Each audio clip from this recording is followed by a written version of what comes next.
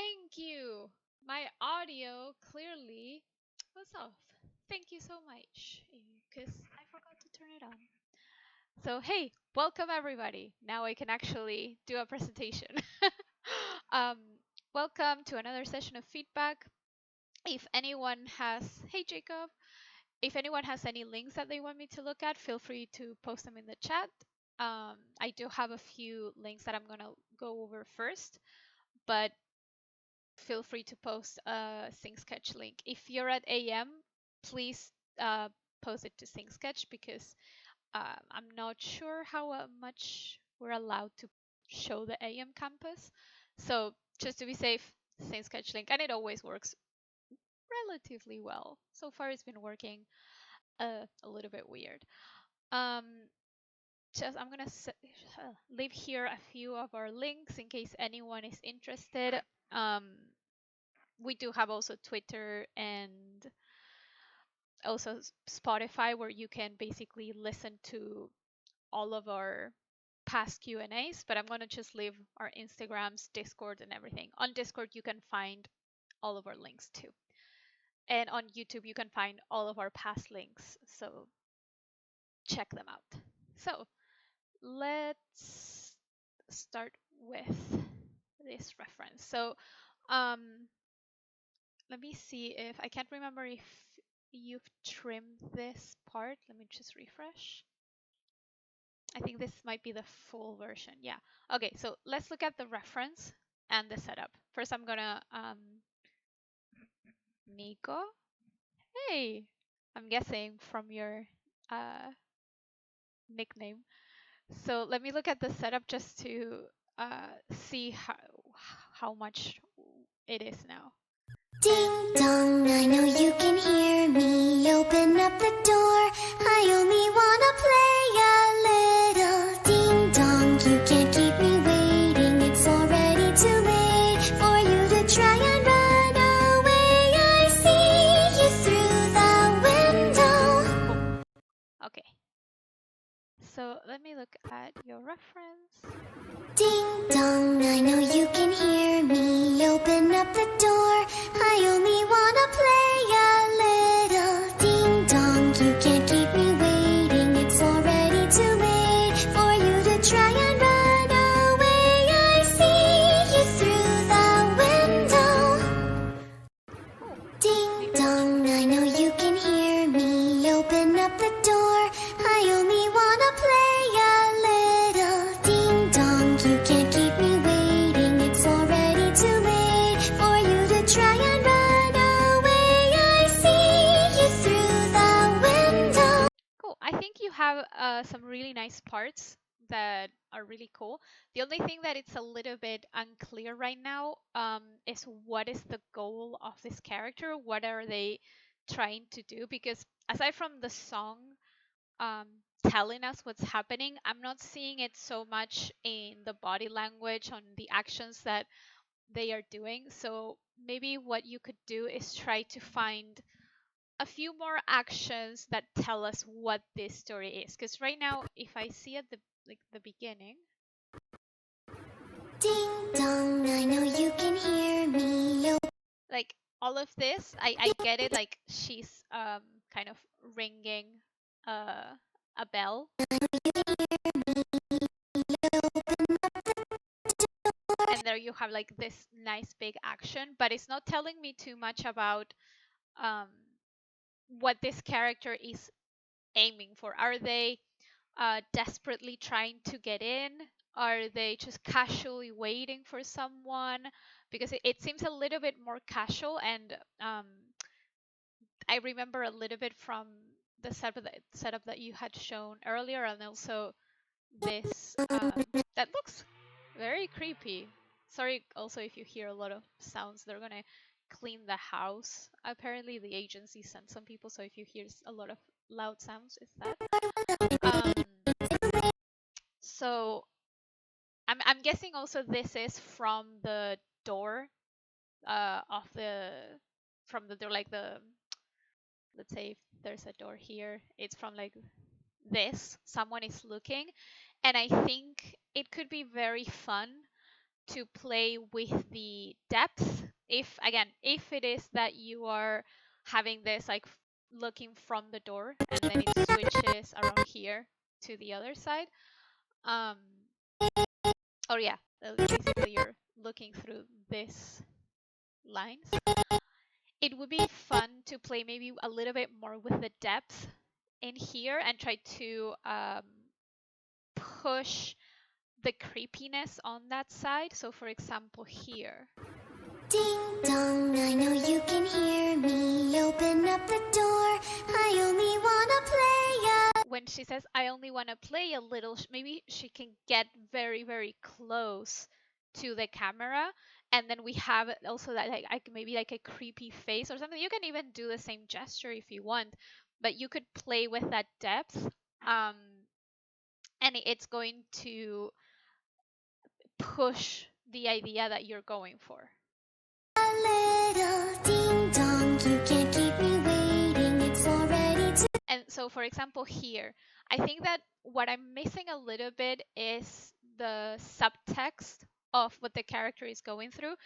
And I don't know if you were here, I think it was last week, but it could have been way before, I don't know. So basically, what you can do is analyze for each phrase uh, the the subtext for each phrase. So the shot, I don't know, Nico. I think it's just a little bit, and then it switches um, here.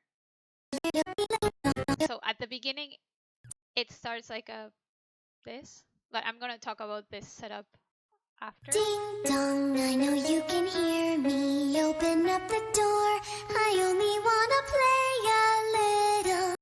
I would even, considering where the song starts to change, I would change to this type of camera, maybe here, because if not, it might be a little bit too long to look at her from this side, and also it's like the song kind of pushes that change in the camera. Ding dong, you can't keep me And you can play a little bit more with the line of action and everything when it's not too camera. waiting, it's already too late for you to try and run away, I see. And also because you're kind of here cutting in the middle of a phrase, but there's no plosive, there's no full stop in the song, so it could be interesting to cut it earlier. But coming back to this, you could analyze each part of the song and think about the subtext, and I think that's going to help you a lot to convey who this character is, what they are wanting, what they are actually trying to get, because I think that what I'm missing here a little bit is the intention of the character. So for example, and Nico is a good friend of mine, he's going to be in our stream in a few weeks. Nico, if you have any thoughts, feel free to say them as well. Dong, I know you can hear me. So here, for example, they say, I know you can hear me. What are they actually saying? Are they actually saying, I know you're there, stop ignoring me? Is it, I know you're scared and I don't care? Because the subtext is what's going to really push all those subtleties in your acting. Yeah, that's a good point. Um, I think that also for me, in terms of the setup, I I would try to get something a little bit clearer in terms of maybe this door has more of a hole or something, so that it's a little bit um, clearer. Um, I think that also, like picking back of what Nico is saying, this setup, like this particular first shot, which is like your establishing shot, could have no camera movement, and it could be a little bit longer, just so that we have a little bit of time to understand what's happening. So I'm not sure what this person in the chat is saying, but um, it seems like something that I will ban. So I would like remove the camera movement and give us enough time to read what's happening, Ding dong, and potentially even the ding dong up to here. It could be on this one so that we see it, and then you can switch to the other. Or even like I liked what you had here. Like I know you changed it, but it's not loading for some reason. Oh, there we go. I really like this setup. Um, it was a really nice angle. It was very clear. You had a really nice line of action going throughout. So I would maybe play with that too, because I think it reads really nicely, and like Nico is saying, it will read more clearly what she's looking at. Yeah, that too. Yeah, I 100%. I feel like when we get to this, if you put like a very big like fisheye lens, that's going to be super creepy, because all everything gets very distorted, and as soon as you get closer to the camera, it gets super big and very weird and creepy. But going back to this, ding dong, I know you can hear me. Open up the door, so for example here, open up. you're doing this. What does this mean? Why is she doing that? Like, the open up the door. Why is it she's just frustrated, and it's like, Hear me, open up the door. I only wanna play a little. so like, open up the door, I only want to play a little. Is it um uh I don't know. Again, I'm just picking up subtext on the fly. This is not the proper subtext. This is just me telling you ideas on how can it could be, but you have to analyze each sentence and get your own subtext to what it is that you really want to say. But for example, if open up the door, I only want to play a little is, I don't know, um let me in. I don't know. Again, I don't know who is this character? Where like, how old are they? Where were they before? What's the goal? Why are they trying to get in? Why do they want to get into the house? Is it that they are, I don't know, some kind of creepy monster that uh their only goal in life is to terrorize, I don't know, little kids when they are alone in the house? Okay.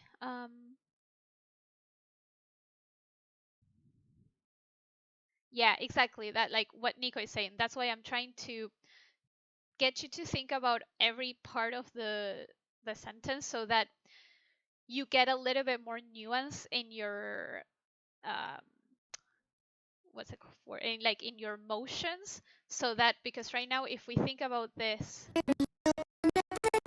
Door, I only wanna. all of this is going to feel very floaty because it's very slow, and when you go into animation, usually reference tends to, like, you need to um, put it a little bit faster in Maya, or else it feels very uh, slow.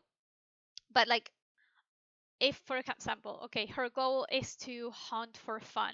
Okay, why did they choose this particular one? Is it because they know they are alone? It's like, try to think of all of this, and that's going to also help you with the acting choices. But it's like, okay, her goal is to do this for fun. This is what she likes, to haunt people, and she likes to scare people because it's what brings her joy. That's fantastic. But then what's the particular goal of this shot? It's like, is it just like she wants to get into the house, and what it would happen? Like, what would happen um that, like, she wants to get into the house, and that's why, like, yes, they are trying to scare her, but is it that they're trying to get in on purpose, or is it just that they are trying to make the whole experience very creepy? So for example, Here, Up the door, I only wanna play a little. here is like she's exposing in the sense of it's kind of being more theatrical, but let's say she's trying to be kind of scary and haunting them as the song is happening. When when she's saying I only want to play a little, maybe it's um the actual subtext is I want to make you feel very scared.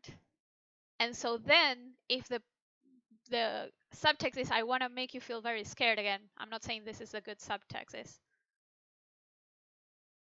ooh, I like that. That backstory is really really good. I really like that backstory. That even gives it even more depth because now her um her emotions are not just I'm doing this for fun, I'm doing this for revenge and vengeance. So that's a lot more like interesting.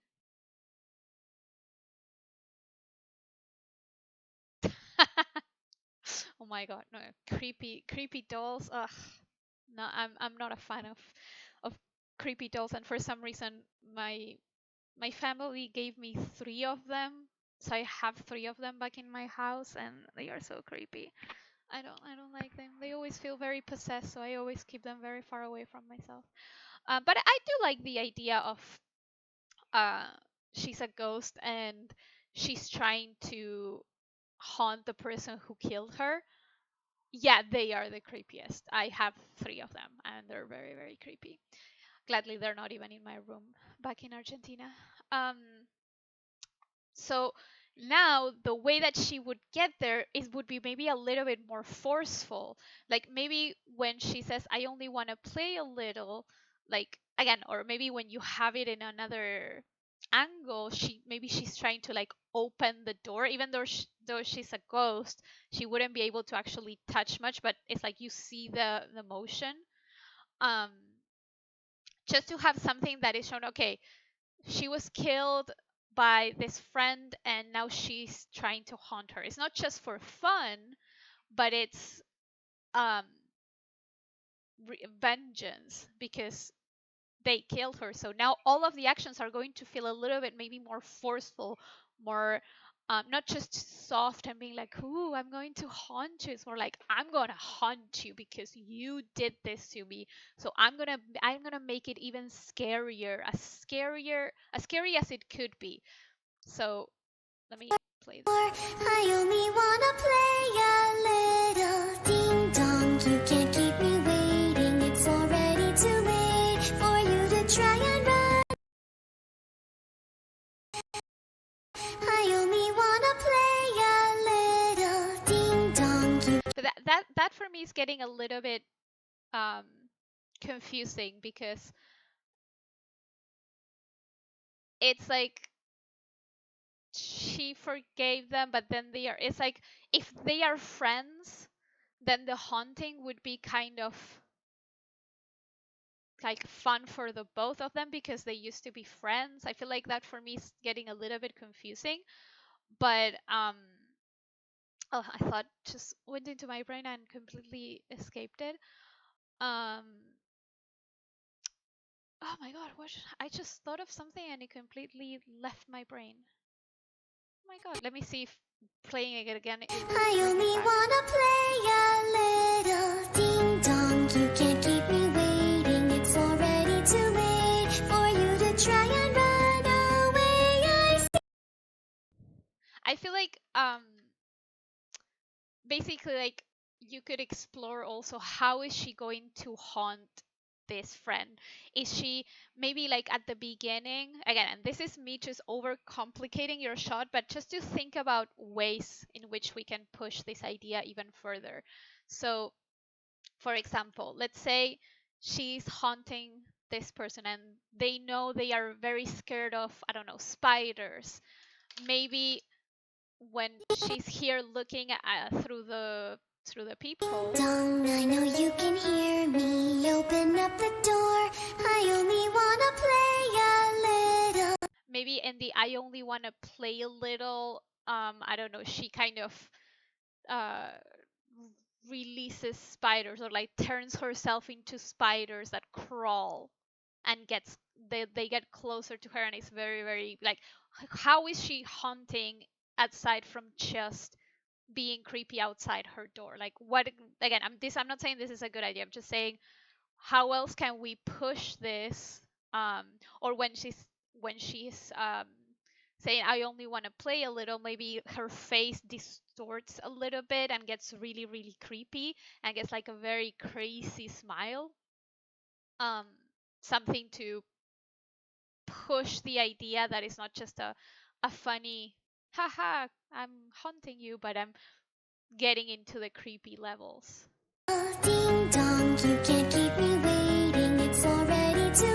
So for example, here when she says, you can't keep me Ding waiting, dong, you can't keep me waiting. I'm not really understanding what the emotion is right now, because she's kind of looking away but she's not doing that much. So what is the you can't keep me waiting, the subtext?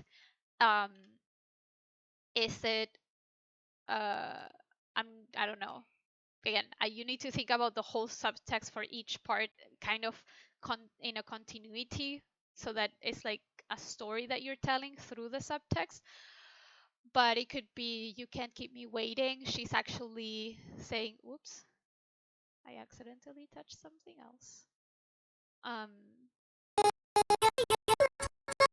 what the did, how did I accidentally, or did someone copy the something very weird just happened?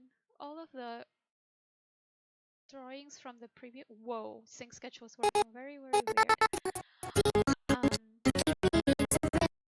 so that you can keep me waiting, it could be maybe, yeah, the you can't keep me waiting is, I'm gonna find a way to get in, or I'm starting to get angry because you're not letting me in, and I'm gonna find my way in. I don't know. Or it could be, um you can't keep me waiting, maybe she is like, uh I'm I don't know, I'm gonna keep coming back until I scare you to death. Think about what is she actually saying with those words. And also in the you can't keep me waiting, if you want to be literal with the song and what she's saying, she could be trying to get in somewhere. Like maybe she, I don't know, the window is slightly open and she's trying to get in through the window. Or uh, I don't know, something related. Again, what type of ghost is this? Do they have any abilities? Can they summon things? Can they touch and move things? What are they? What can they do? Again, I'm just giving you thoughts so that you can think of how you can use all of these tiny things to push this shot. Whoops. Play a little. Ding dong, you can't keep me waiting. It's already too late for you to try and run away. Let me think. Ding dong, you can't keep me waiting. It's already too late for you to try and run away. I see you through the window. I think like the last part with the I see you through the window, that's gonna look really nice. But I would recommend, whenever you're shooting reference, shoot the reference from the angle that the camera is going to be. So if at the end this is going to be the camera angle, shoot it from there so that you can actually see the final version and see how it's going to look. So you should be able to see through your reference exactly everything. Like sometimes, for example, the other day I had to shoot reference and the angle was around here. So I put my phone somewhere and I grabbed it and I tied it up so that I had the exact same angle and I could copy everything, and then I can see, are my line of actions working? Are the silhouettes reading? Like, what can I get from this that is not just um, the acting choice, but also how it looks to camera? So it would be helpful for you when you switch the cameras to shoot from that side so that it reads very, very well what it is that you are trying to to get. And also you can play a lot with the space and move around and everything. I wanna play a little ding dong. You can't keep me waiting. It's already too late for you to try and run away. Yeah, so basically what I would do is write everything down, like write the whole part of the song. I think also this is a way more manageable section than the one that you had last time. So I think this is going to be really, really great. And it's a really nice audio that you have. Write all of it. And I think I showed you guys one time. Let me find it. But just so that I can show you guys again. It's not that the way that I did it is the best way, but it's like at least 50% of the way there on how you can analyze something like this. So what I did for one of my shots was I wrote the whole audio that I had, and for each sentence, every time that there's a full stop basically, or a pause or a comma or something like that, I would write what they are actually that was for class 4. I would write what they actually were feeling and actually saying, because every time that we speak we don't really we paraphrase what we're actually trying to say, unless when we're angry. When we're angry, we tend to be a little bit closer to our actual emotions. We say actually what we feel, but every other time we paraphrase what we say and what we feel, because we're putting into words feelings and emotions. So there's always a paraphrasing that you can find there. And also, I think I posted it last time, but let me find it again so that you have it, because it's a really, really good video on subtext.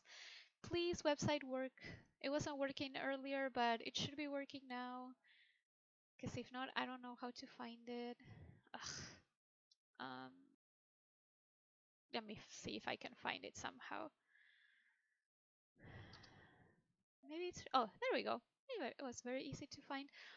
This video is very short. It's 6 minutes, more or less. It's very, very useful to see how to analyze a shot and how to understand subtext. So I would give it a go, and we should reference again from the angles that you need, and with thinking a little bit more of every single action, because if not, if you have too many areas where the character is not moving a lot and is moving very, very slowly, when you go into Maya, it's going to feel very, very spliny, like Nico was saying, and it's going to feel like you're needing to add more details to that movement. Did that make sense? Do you have any questions?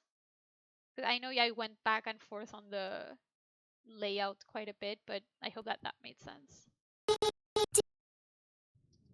Ding dong, I know you can hear me. Open up the door. I only wanna play a little. Cool. You could even potentially, let me play this Ding again. dong, I know you can hear me. Open.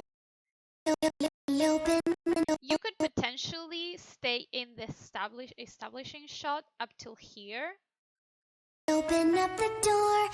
or up to here.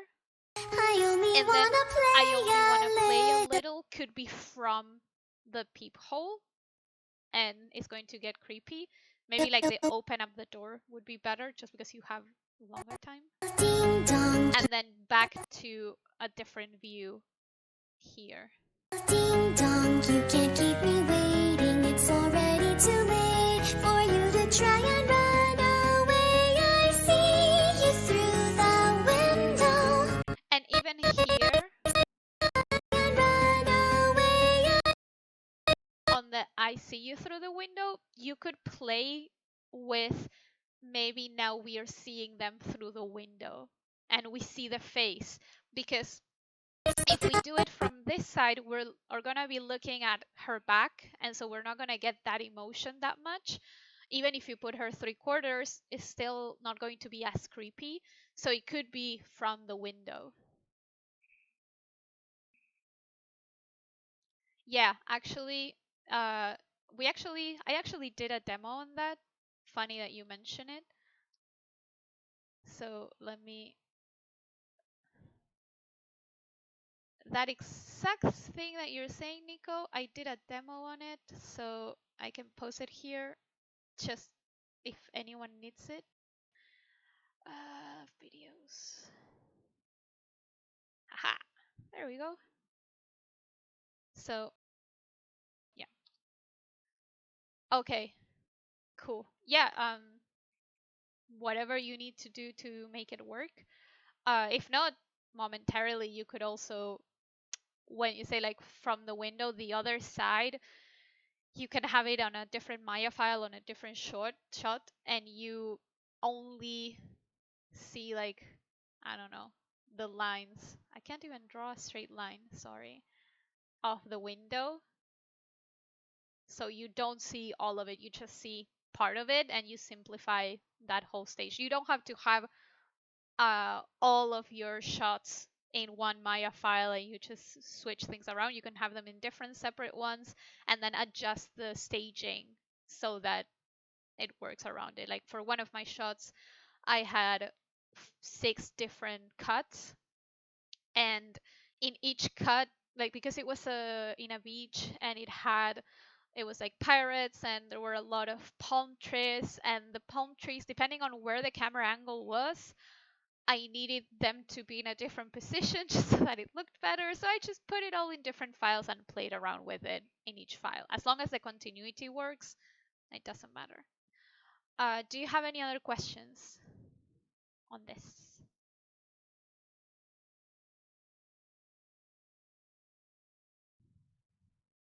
Cool. Awesome. Hope that helped. So next we have EU. Oh, reconnect.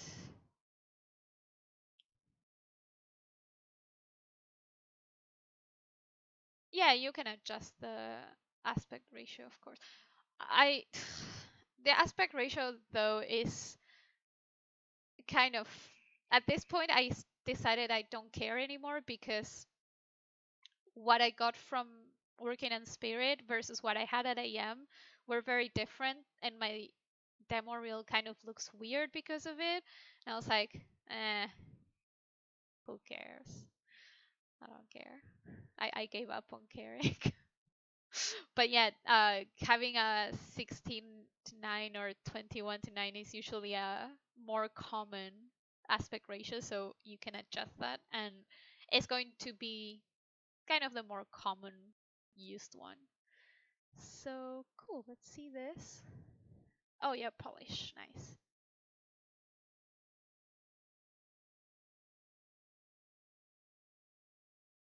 Nice.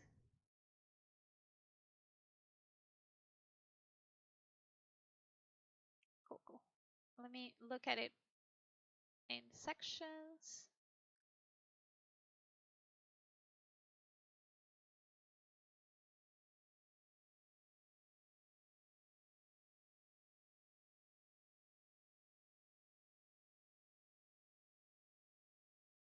Oops. There we go.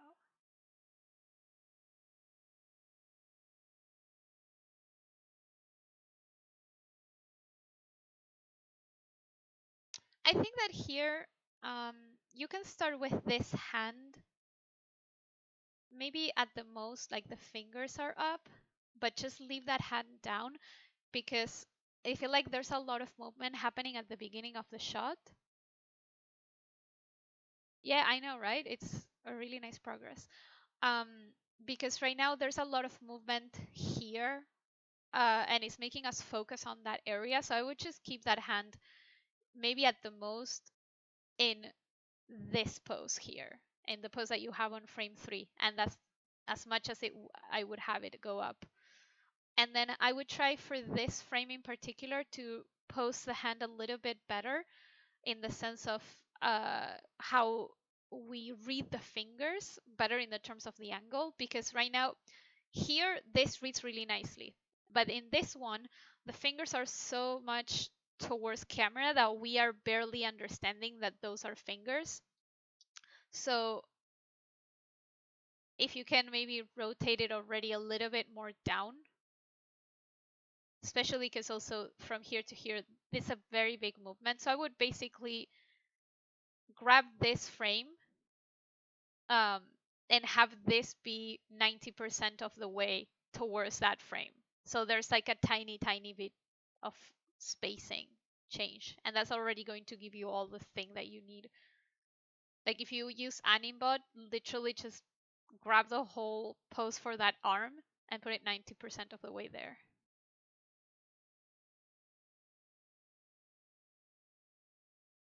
Bye, Nico. Have a nice one. See you in a few weeks.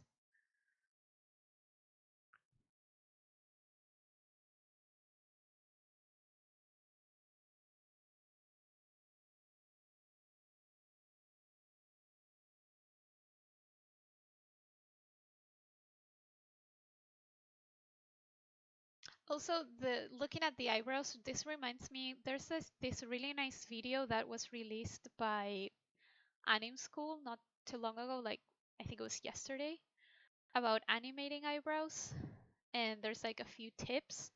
So uh, feel free to check that out because it's a really nice eyebrow video.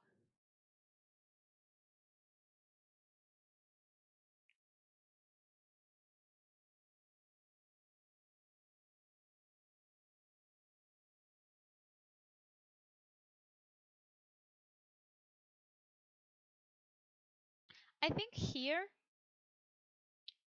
let me think, because I'm trying to think. Maybe because it feels a little bit harsh on how this hand reaches its destination. And I think it could be because if we look at this angle, it kind of hits a wall here. So I'm thinking either two things. Choose one of whichever and see which one works better for your shot. One, it could be that there's an overshoot, like a tiny overshoot where the hand reaches, bounces a tiny bit, and then settles, like a tiny, tiny little bounce, one bounce, super, super tiny. Or the other thing is she reaches and the hand repositions a little bit. So instead of being like this and staying in this angle, she would go and rotate um, a little bit more. Like you have a rotation here, but then it stops. So it would keep on rotating a little bit more. And then here it would be still a little bit more rotated and then it goes back to what you have. So whichever version you want, I would do something just because it feels a little bit too harsh on how um, it lands.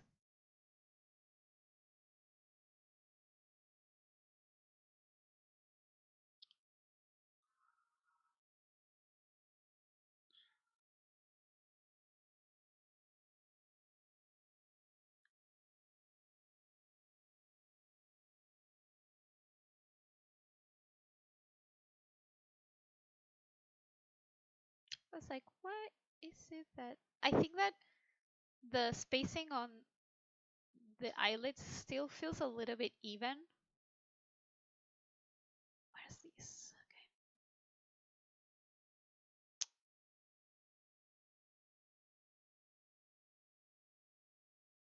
It still feels a little bit even on how the eyelids come down. So I would maybe this frame push it a little bit more open. Both eyelids. I'm just gonna do it on one, but both eyelids. And then this one a little bit more. Like actually this one would still be completely open actually. So that we shift everything by one frame.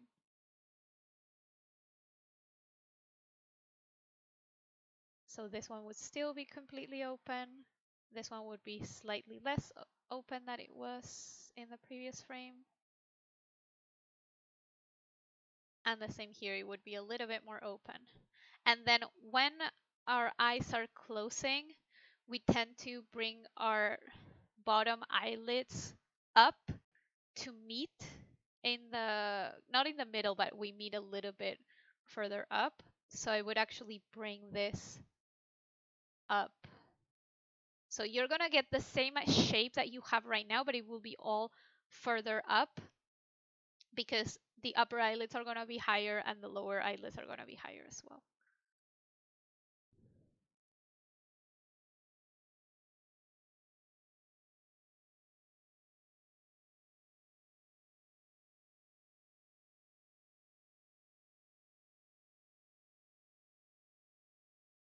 Wanna see something? Yeah, you can push it in everything. So another thing that you can do for a polish pass is to make sure that the mouth corners move always in arcs. So for example here, if I track this, it feels like it's moving very diagonally.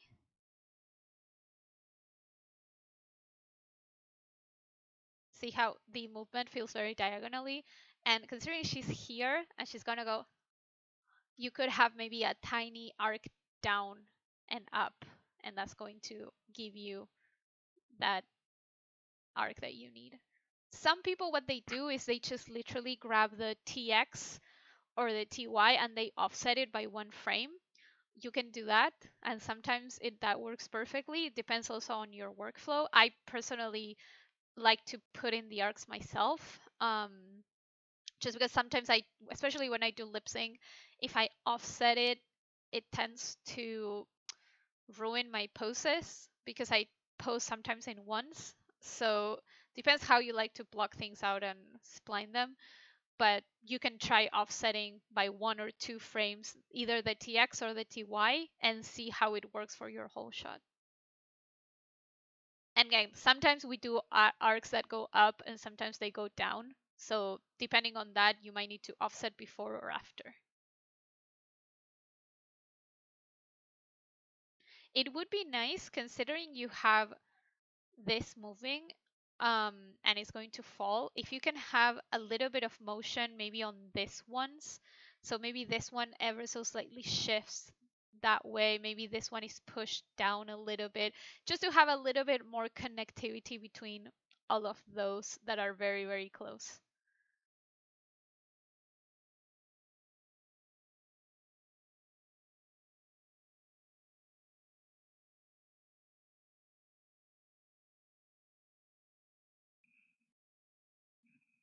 Oh, and I remember now why I was talking about the eyebrows. So I was like, why did I bring up the eyebrows? I would like to see a little bit more of the tips of the eyebrows coming in and out. I feel like they are always kind of in the same place. So, for example, here, when every time, basically, and do a pass for the whole shot, every time that the eyebrows come up, they move sideways. Every time that they go down, they move in. So that's going to happen all the time. I'm guessing that's because how the muscles work in the face. So just make sure that every time that the eyebrows go up, you translate them sideways out of, like, from the middle of the face, and every time they go down, you bring them in. And then you can offset them by 1 frame or 2 frames to get really nice arcs. Because if I see here, this space feels like it's always the same. Even here, like the eyebrows are coming down and this space is the same as it was. And then they're coming up and it's the same. So I would like to see a little bit more of an arc happening. It doesn't have to be super big, but a little bit more. Because you might have a tiny, tiny bit, but it might be so tiny that we don't see it.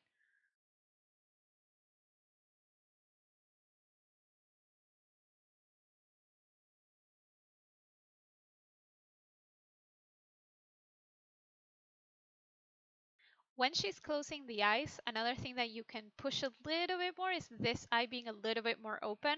I see that it's more open than this one, but I think you can push it, like, these eyes are going to be more open regardless, but make the screen left eye always be tiny bit bigger than the screen right one.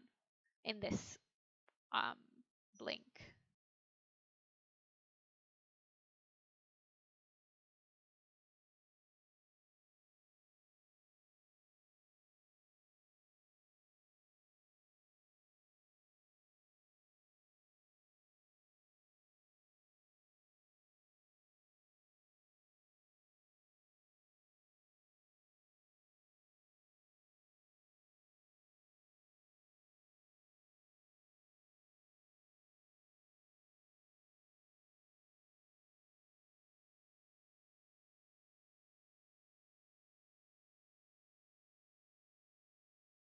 Potentially also,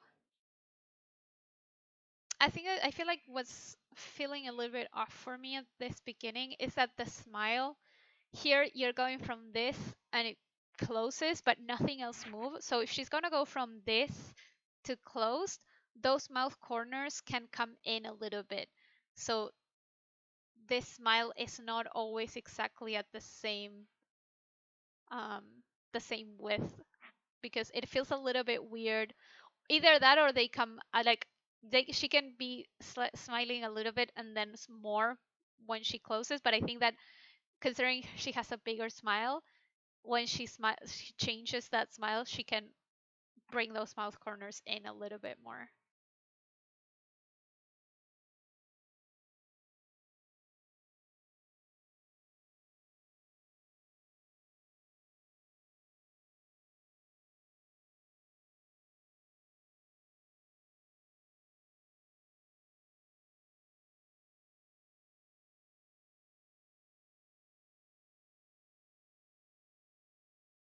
And when she closes, actually, you can grab the whole mouth and move it down a little bit so that it doesn't feel like the upper lips are completely stuck. So if she was here, when she closes that mouth and keeps smiling, the lips are going to go down a little bit. So you can just bring the whole mouth down if you have a controller for the whole mouth.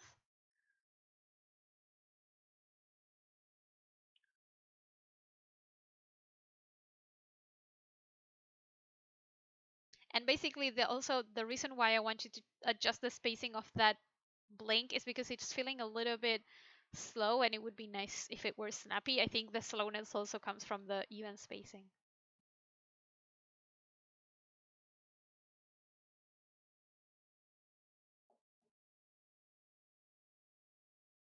Okay, let's get into this. And let me reset here because I wanted to look at the plate as well.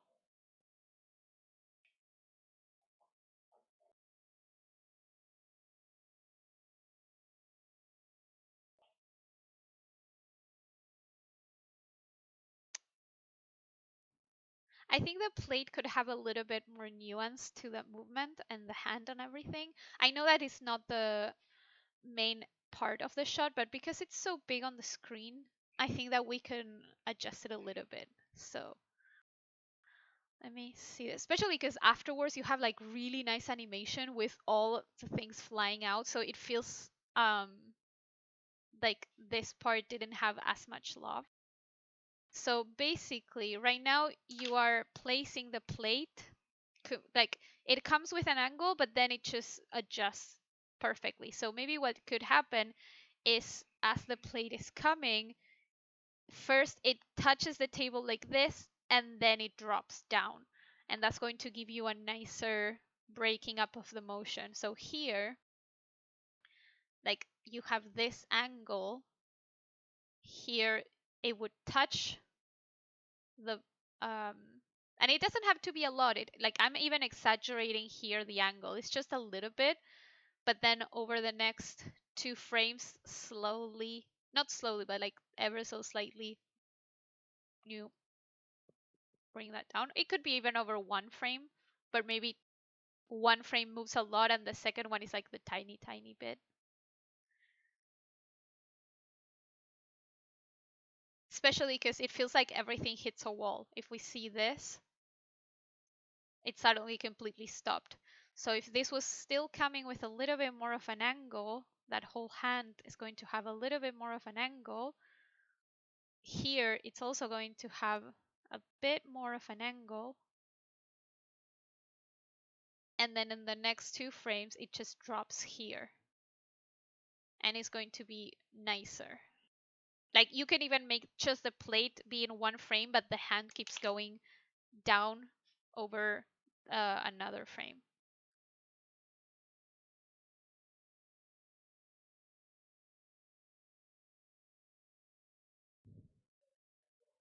And then I'd be careful because right now the way the hand is coming up, it's kind of coming back up in the same path that it when it came down. So maybe when this is coming down, it could come a little bit less high and with a little bit of a different angle. And that's going to give you a nice variety. And also here, you're releasing with the exact same hand pose. It's like doing this. You could actually, on this frame, start to like open up those fingers a little bit, just a little bit, even if it's just these first two, and then you go into this where we see this a little bit more open. And I wouldn't close them here. I would just make them like progressively unfurl, but I wouldn't curl them a little bit, like just whoop, do this instead of bringing them back in. They would just do this and get off screen.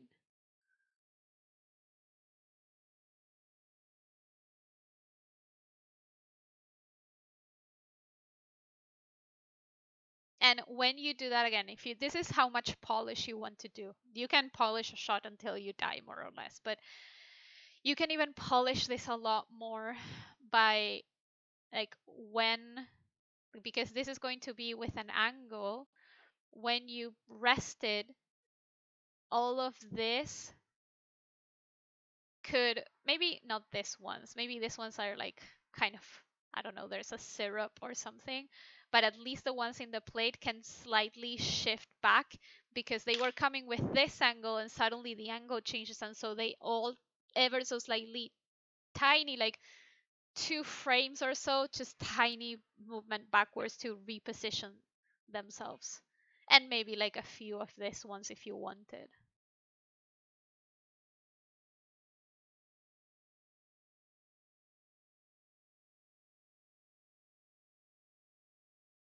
Okay, let's go back to her.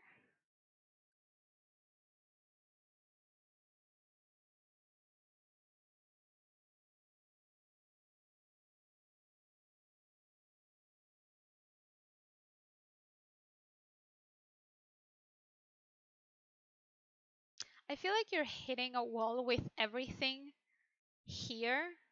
It feels like for too many frames, we're barely seeing anything move. It feels like everything is completely still. So I think maybe how can we fix it? Maybe potentially just remove those frames.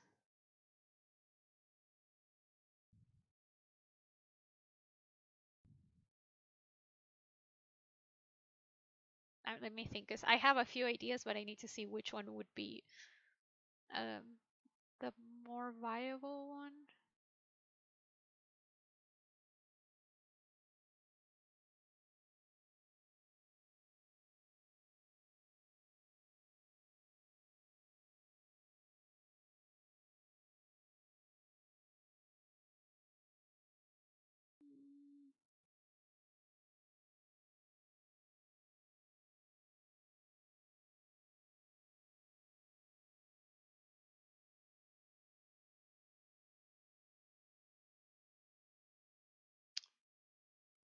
I'm thinking.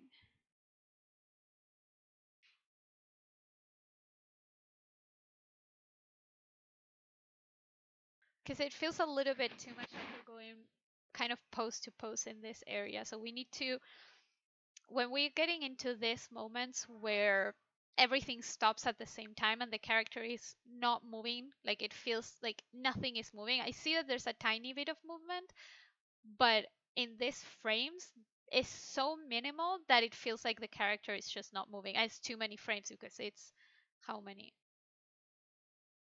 Like 6 frames at least. That's a lot for the eye to recognize that something is completely stuck. So first, potentially what you can do is just push all of that up and down a lot more, and maybe you can use those 6 frames to even push for how long it goes up. So you push the a little bit of that up with the chest, like all of this, you push it a little bit further up, and because you're pushing it up a little bit, right, if you keep the same timing, it's going to feel very fast. So you can use a few of those frames to get into that. But then also the thing is that the whole body reaches the exact same pose. So let me try and see if maybe I can act it out and my brain will decide something. So let's say like she was eating and like let me think. I need to get into character. I'm not good at acting out of the blue without preparing. Um, let me think. Mm, Let me try to get into character. Like I'm seeing the best food that I haven't had in a long time, and it's the best thing ever. Um, Maybe I know what you can do because I just did it with my hands, and it kind of gives a little bit of an I know here when like you're getting your hands so stuck to this.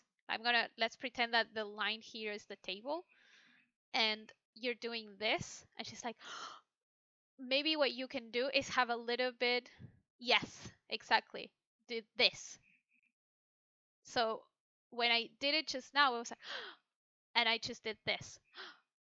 So you can have this, and that's going to already break up the motion of the body because now while she's here, you still have those hands settling. And I also, what I think you can add to this part so that it doesn't feel like everything stops at the same time is add a little bit more bounce to her. So she goes, and there's a little bit more overlap to that action. So for example, here, everything goes up and then it goes down and it just stays there. What if it goes down a little bit further and then it goes up a little bit more? So it's like an overshoot down and up. That's also going to give you a little bit more of breaking up of the motion and of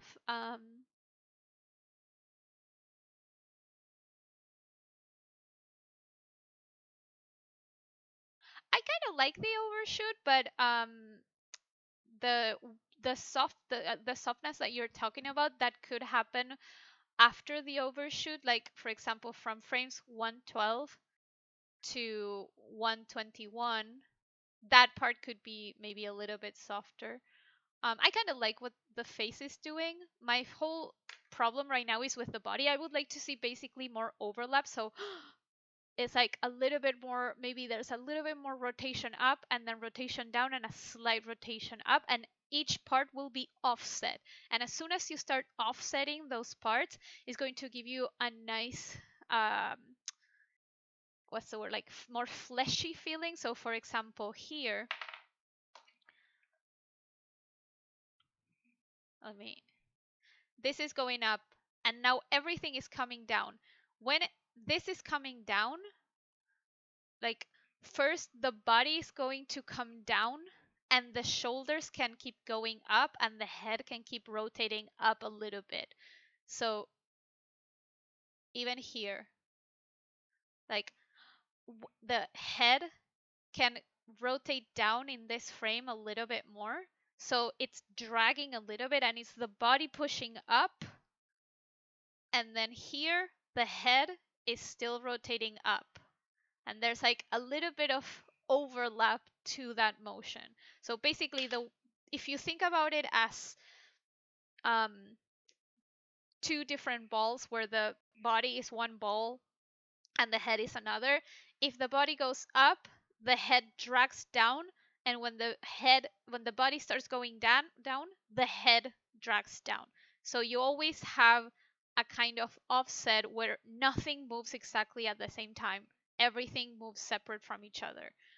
And so here, after that settles, she can have the head still like we had her rotate up, then she rotates a little bit down, and then rotates back up a little bit to settle. And the same with the shoulders. The shoulders can like come up and then down in a slight settle. Like it doesn't mean that everything has to overshoot and everything has to do the same thing, but if you overshoot things and then you offset them so that nothing moves exactly at the same time, you're going to get a free fleshiness to this movement without having to do that much work. I kind of like what the shoulders are doing, but what I would do is basically offset one from the other. So by one frame, one of them goes faster than the other. And I think you kind of have it actually. Now that I'm framing through, you have it. I think you can push maybe how far up they come and it will be more noticeable because you have it. Now that I'm framing through, I'm seeing it, but maybe you can push them up and that's going to push also the expression. And I think that's going to get rid of, again, this feeling of hitting a wall. And the other reason why it feels a little bit pose to pose is because of how you go from this expression to this expression. Everything changes at the same time. There's no leading of the motion. There's no one thing that moves first and then the other. It feels like everything is moving at the first time, at the same time, sorry. So maybe here she's like, and then the mouth, like she still has her eyes way more open, and maybe her mouth closes first, but she's still looking super, super big.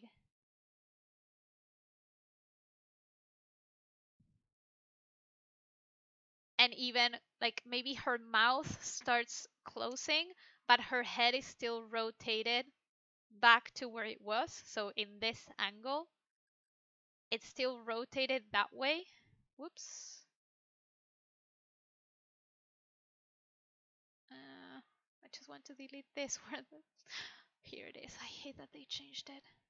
So like the eyes would still be a little bit further up.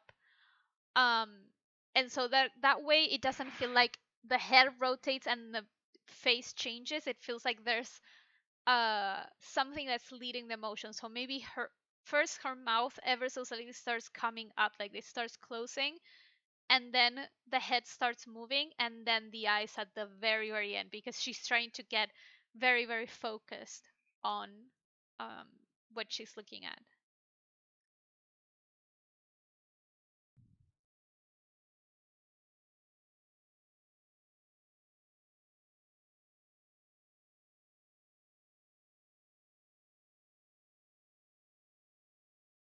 I don't know if you need this eye dart. I mean, it doesn't bother me, but I don't know if it's adding anything to the shot. But keep it for now. It's okay. Okay.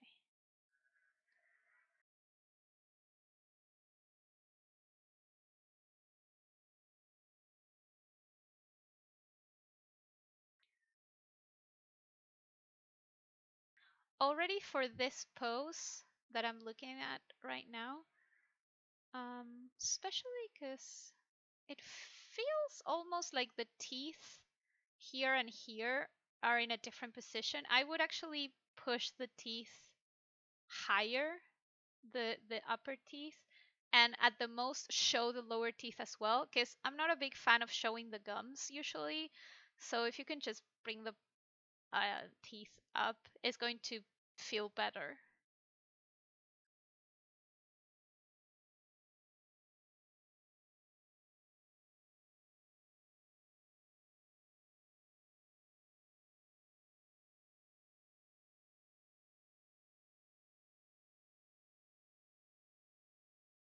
I think here you can also push the face a little bit more. So this eye is a little bit more open than this one, and pushing just the asymmetry a little bit more. And like even this mouth shape can you can rotate the whole mouth, and if you have a squash, push it that way. so that you have a nicer line of action. I think like here I don't mind that there's no line of action because she's very kind of surprised. But when once we get into this, we're getting her a little bit too flat. Everything is the same level. So if we start adding a line of action to the face, like I put here where you rotate the mouth, there's like, and also it gets more like a cheeky smile where this is here and this is pushing that cheek up. So this is going to be pushing that eyelid up. It's going to get a lot of more interesting asymmetry to that face.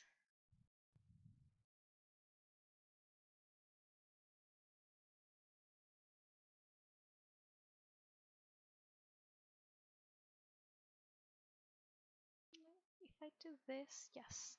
So when she does this, I would bring this shoulder a little bit higher in this pose, and then here it can come down a little bit.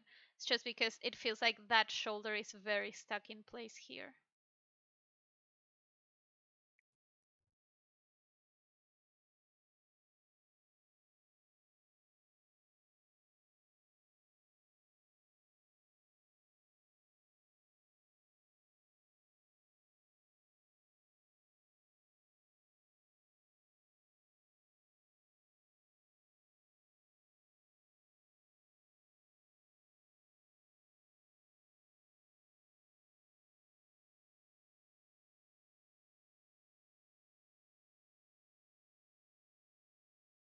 And even considering that this pose, you can already push it quite a bit, even this facial pose can be pushed even more, where this mouth shape is even way more pushed, especially with this eye. The other one, it's already too pushed for this pose. I would maybe just bring this eye corner higher. Um, but I would definitely push the asymmetry so you have a bigger line of action. And I know that you can do line of action like big with the face because you see it here. There's like a really nice line of action going through the face.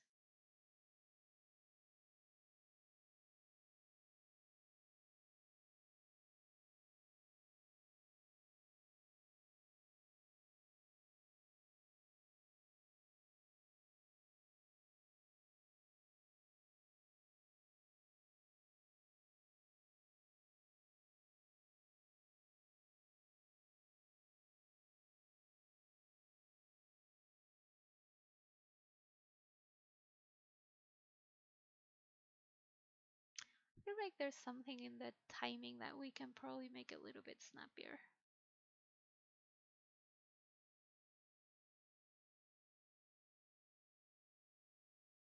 Because I'm feeling like this area is feeling a little bit slow.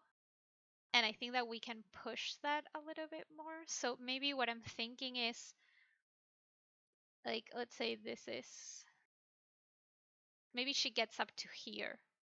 Like that's her final, like her final position is around this. So you move her a little bit less forward and that will give you more space to push this spacing a little bit more. So that basically what I want is to feel like she's covering more space, but not necessarily that you need to have her more forward, just because over here I think it works what you have, and we had already pushed it a lot from the first time, and I think this time it works pretty well.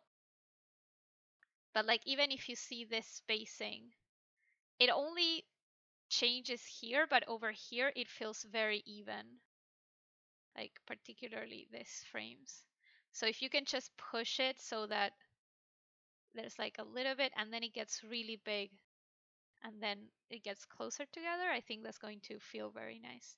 You could potentially even just remove a few frames actually.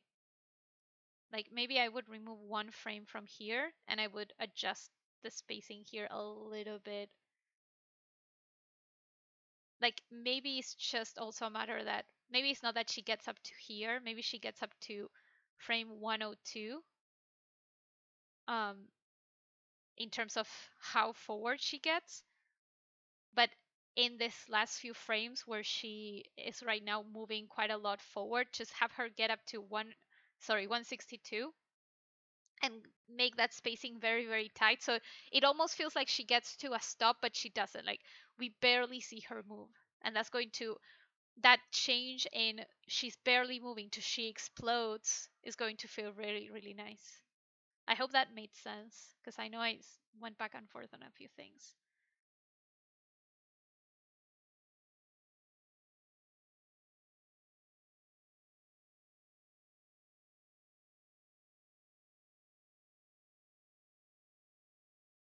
And you can push this. I know that you have the pupil there, but maybe it's also, nah, it's just the lower lid and maybe bringing this mouth corner, the mouth corner, sorry, the eye corner a little bit up, just to feel like the cheek is pushing up. And even this mouth, it feels a little bit flat. Again, everything feels too flat, except the eyebrows. The eyebrows look nice. So I would rotate the mouth so that it has this angle.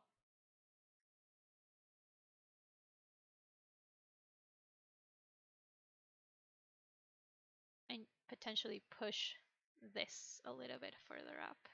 I should have used a better color.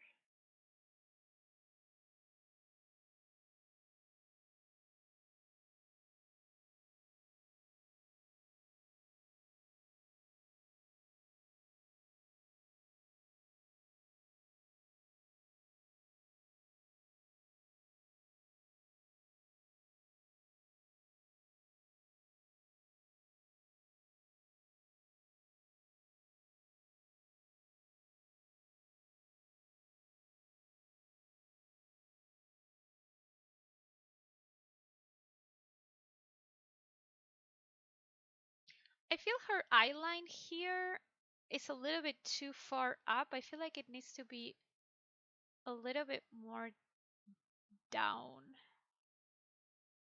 Because it feels like she's looking around here. So I think you need to move it down a little bit more. Once you get into here, it works very well. And even here, this one works. It's just this one in this pose that doesn't work.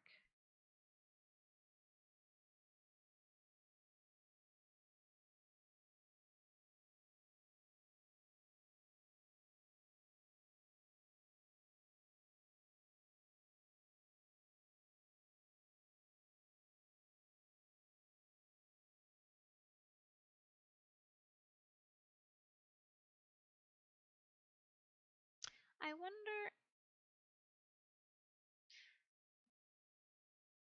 because I like the finger movement here. It feels really nice.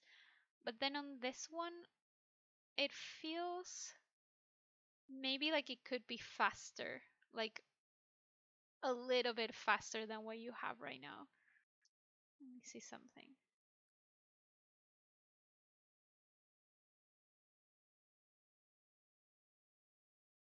Because it feels a tiny bit soft. Like I want to see maybe ever so slightly amplify the movement, and that's gonna help, or just make it slightly faster. And when I say slightly faster, it's like 3/4 of what you have, which I don't know how if it's gonna work, but if you can just maybe try scaling the curves and see if it works nice by it being faster. And if not, you can just scale the curves and make it the movement a little bit bigger. But I like the range of movement. It's just how fast it is.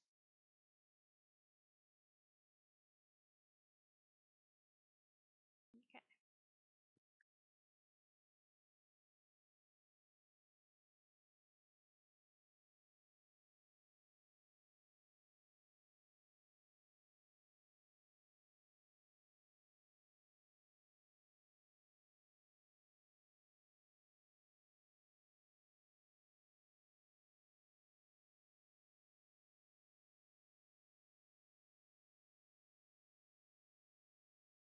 Here, when the plate drops, I think you can have a little bit more um, of a bounce.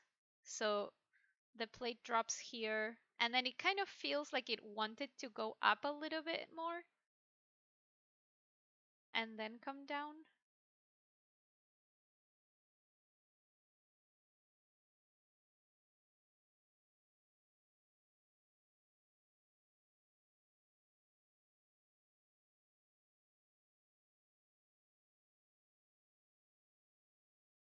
There's one of this. The spacing of this one feels very fast.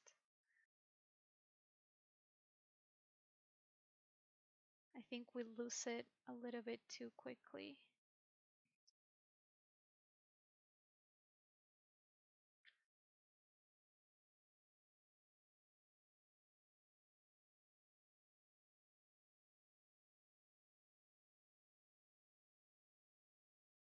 Yeah, I think we're losing it too quickly, so I would maybe add just one frame to that one.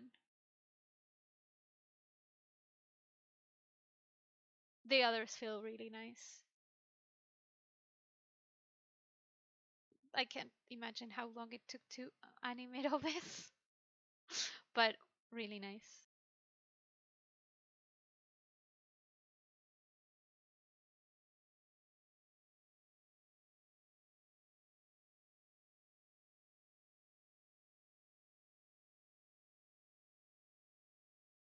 Here, when she brings the this hand, she brings it back. I like that the thumb is kind of coming in. You can do the same with maybe this finger comes in a little bit more. It's like it's whenever we kind of drag something, it kind of tends to converge. So unless we're pushing and then it's placed. So you can just do it with the index and I think it's gonna be enough. And you can even do it here a tiny bit with the fingers. It's going to give it a little bit of movement.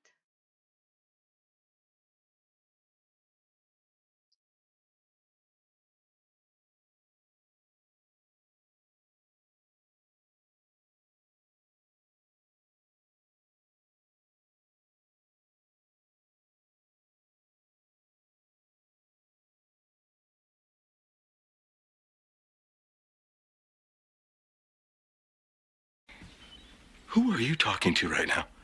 Whoa. Who is it you think you see? Mute this.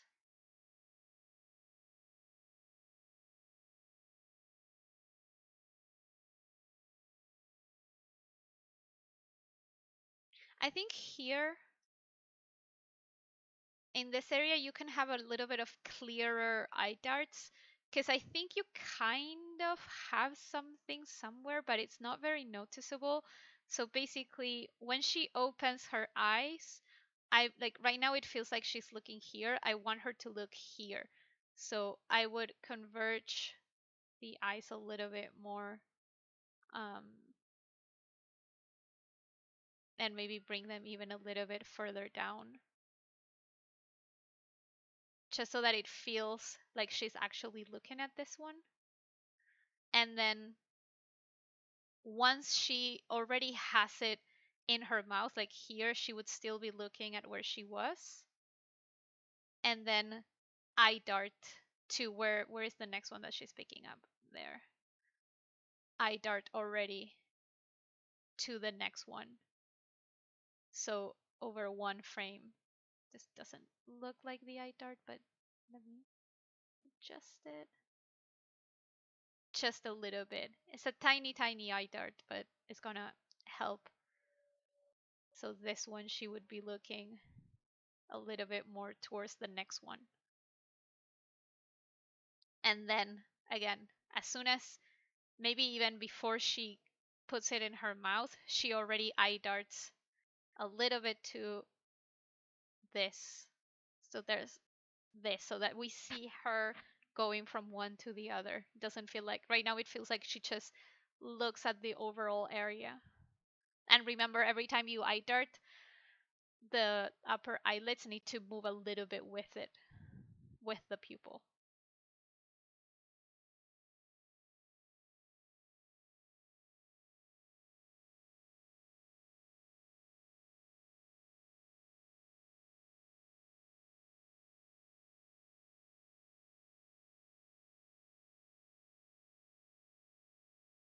Here, this eye dart is feeling very spliny.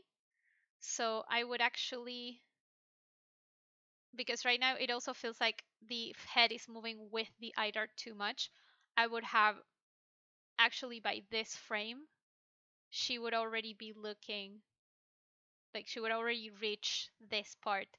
At the most, you can have two eye darts where on the first one she gets halfway there and then she doesn't move out the eyes and then eye darts again because it's feeling very spliny and usually eye darts are more in a stepped fashion and we move them like 90% of the way there and then 10% or um, 80-20 or the reverse, like 10-90 or something like that. So I would adjust this a little bit because it feels a little bit too spliny right now.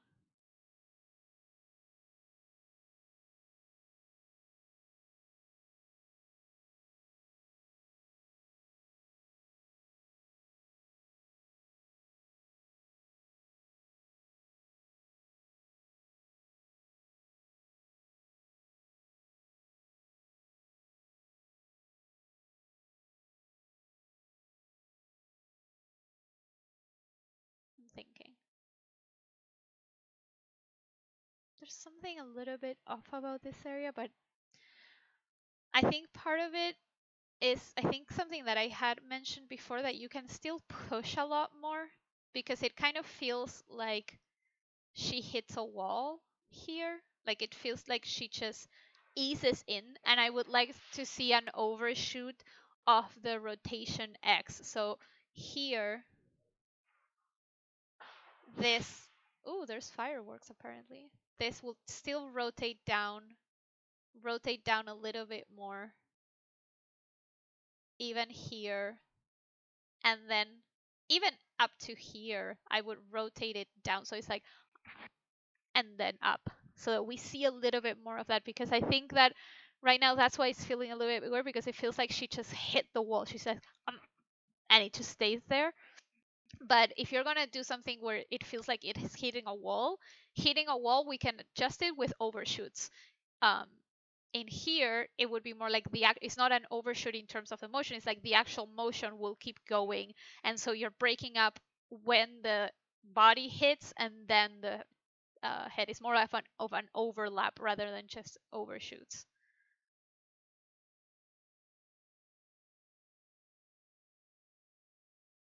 Be careful. Is she going through the table? If so, be careful.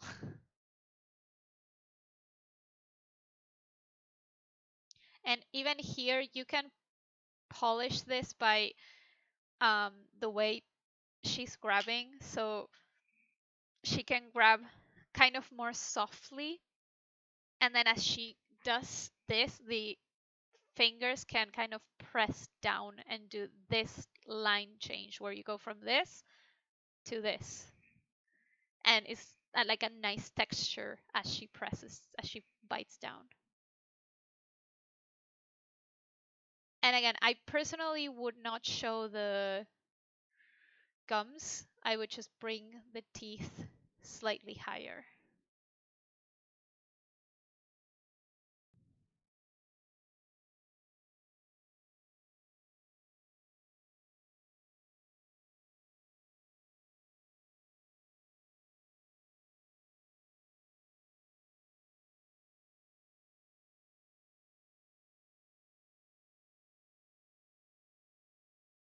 And be careful here from 370 to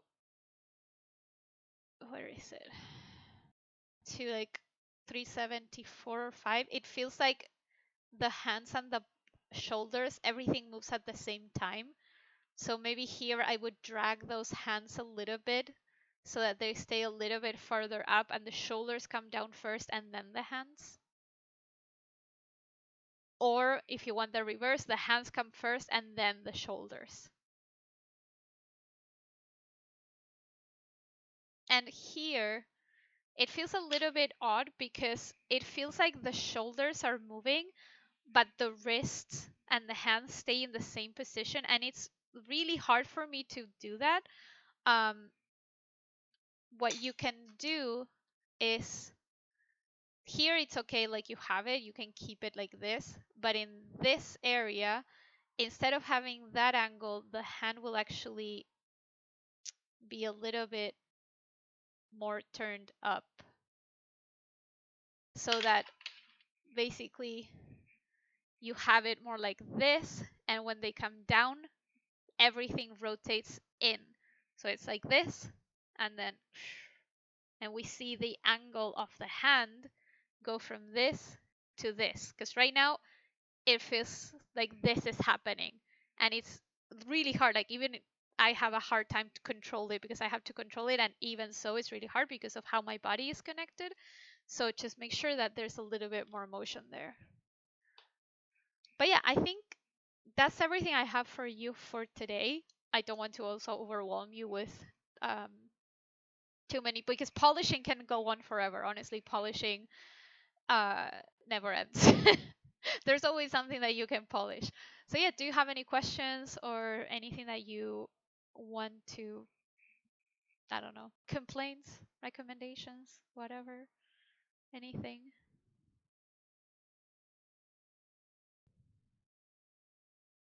Awesome. Yeah, no problem. So next we have some reference. Is like feedback on reference is really fun. It's the same as audios. It's really fun to watch.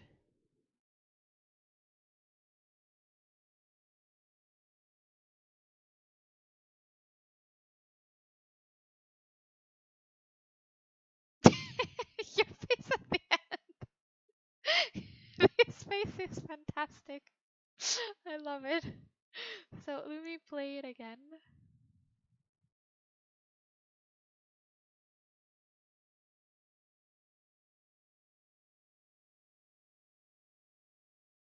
I think that what I would do, I think that your reference as is in terms of the emotional beats and everything, I think it's working. You can either, what I'm gonna say, you can either reshoot reference or just do it in Maya, because sometimes it's really hard for us to control our bodies to do push line of actions. So as long as you're aware of this and you do it in Maya, that's more than okay. But for example, here, um, what I would like to see is a little bit more of a line of action change. I would also ever so slightly rotate when you can do it again. You can either reshoot reference or just do it in Maya, that when you block it out, you block it out a little bit more 3/4, and that way we can see a little bit more of that line of action, because when we are so front to camera, it's hard. Kind of what you have now, you could even push it a little bit more 3/4 so that uh, it's easier to read in terms of the line of action. I think personally I wouldn't start with a head shake because it there's no reason for the head shake. We don't understand it. Whereas on the other one, we understand that it's because he's late. It's like, oh, I feel like it has a lot more acting to it.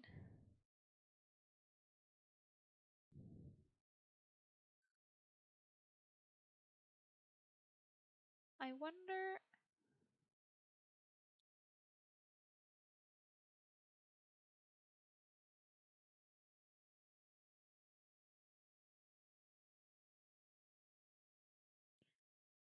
I wonder because I'm thinking about the first pose.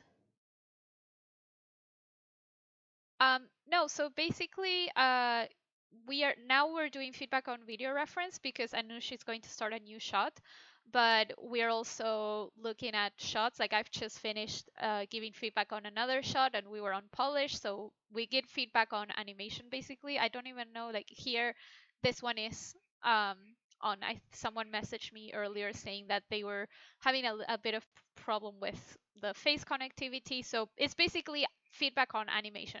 If you have anything that you need me to look at, feel free to post a link to SyncSketch in the chat. Because I'm wondering here, it feels a little bit like this first post might be a little bit not telling us much of the story. But I'm thinking if nah,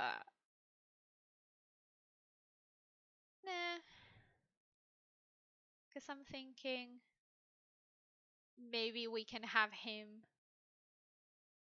maybe he's, I don't know, let's say we have the panel here and the numbers, I don't know, they are going up, he's going up, maybe he's looking at that and it's like, oh, he's looking at the elevator go up, and then he looks, and maybe the way the numbers are going up is very slow, and so that's why he looks at his watch, because it feels like it's very very late and it's like it's taking forever, and that's why we have a reason to look at the watch. So that's what, and it's also going to be um like it's going to give him a little bit to do in the meantime at the beginning of the shot.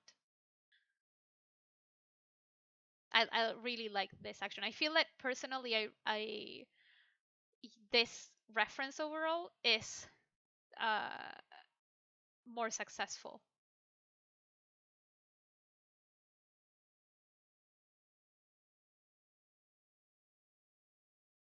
I'm wondering here, maybe here when you finish doing that kind of head shake, instead of it finishing and looking down, I would finish this head shake looking a little bit more upwards. Oh yes, the color choice of my drawings. A little bit more upwards, and then he looks down. So there's like a little bit of moment where he's like, oh, and then he looks down. Just to have a little bit of breaking up of that motion, because right now it feels too much like he already knew that he was going to eat it. So if we just finish that and then he looks at the box, then it's going to, I feel, tie a little bit better.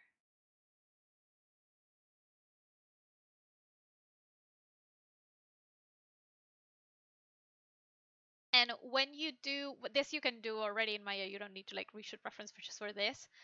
Um, like make sure like the eyes are a little bit more kind of that way to screen left, just so that this eye dart is very very clear and it's very very noticeable.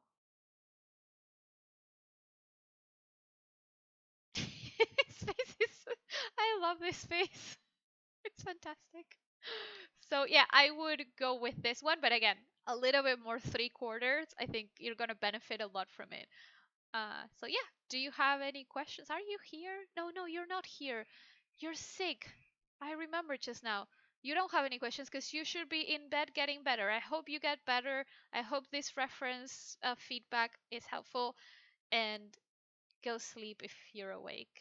Go get better. Drink some tea with honey. So next we have this shot. I'm not sure if you're still here. I think you are. So let me play it through. I'm not sure what was the problem, so let me just watch it all and then we can discuss. And let me unmute this actually. Awesome. If you want to type in what the problem was, let me know. Who are you talking to right now? Who is it you think you see? Do you know how much I make a year? I mean, even if I told you, you wouldn't believe it. Okay, I understand. Who are what you it was, talking to 'cause right now? your mentor was saying that the face felt like things were separate from each other and that they were not connected. Who are you talking to right now? Who is it you think Especially here, there's a like he's losing a little bit of, talking to right now? like he's feeling Who off is model, but in terms of his skull feels off model. I feel like you can just bring this sideways, but Who are you talking to right now? Who is it you think actually, you know what? Think you see. Could you send me your Maya file? Let me just send you a link to the Discord group, or add me on Discord if you want. Um, I don't know if how you can find. Let me just send you the Discord link, and then. So if you can join our Discord, if you want, find me. My name is Cin. Send me your Maya file. Please import the character because I don't have this character. I've never used it in my life, so I don't have it. I think it's going to be easier for me to tackle this in Maya than to try and give you feedback because it's going to be a little bit tricky. So I think uh, if you can send me your file, if you don't mind, I can check it there and it's going to be easier. Also, if anyone has any other things that they want me to look at, feel free to send me a link. I'm gonna open Maya because it's gonna take a little bit. Um, but yeah, in the meantime, I'm gonna see also. I think someone sent a link here on Discord. So, oh yeah, I remember this shot. Cool. So while you send me your Maya file, feel free to also let me know. Okay, that's good. That that's okay. Just send me your latest version, um, whichever is your latest version, and then we can go from there. Remember to again to import any references that you have in terms of props and character. While you send me your file, and then let me know in the chat when you've sent it. Let me look at this. I think the last I checked, you were polishing.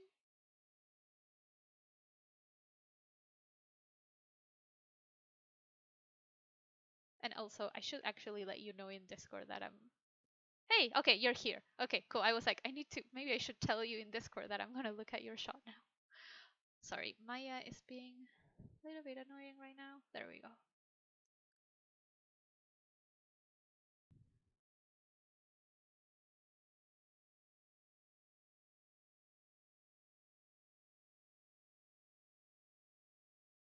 Cool. Nice. Think it's looking a lot better. There's a lot of really nice things going on.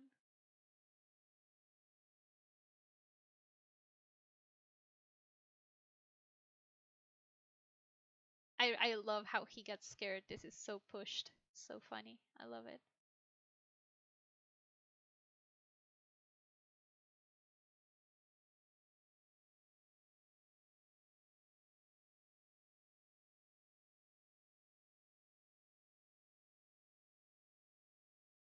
Let me go by bits.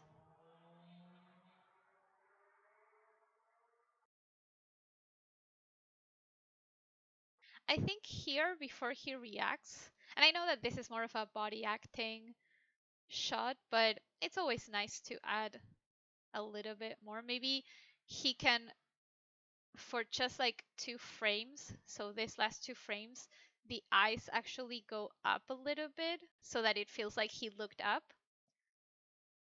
Awesome. Just so that it feels like he looked up. And I still personally think it's going to read much better if this thingy here was here. It doesn't like if I remember that last time it went down and up, I think. I can't remember. But if you just move it, I think it's going to read better, especially because then when you have him look up, it's going to look at the thing.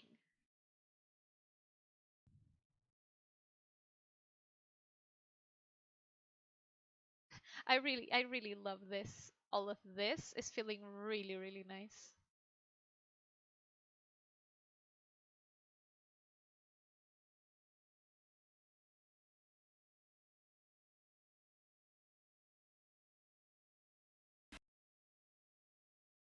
You Let me think move this. There we go.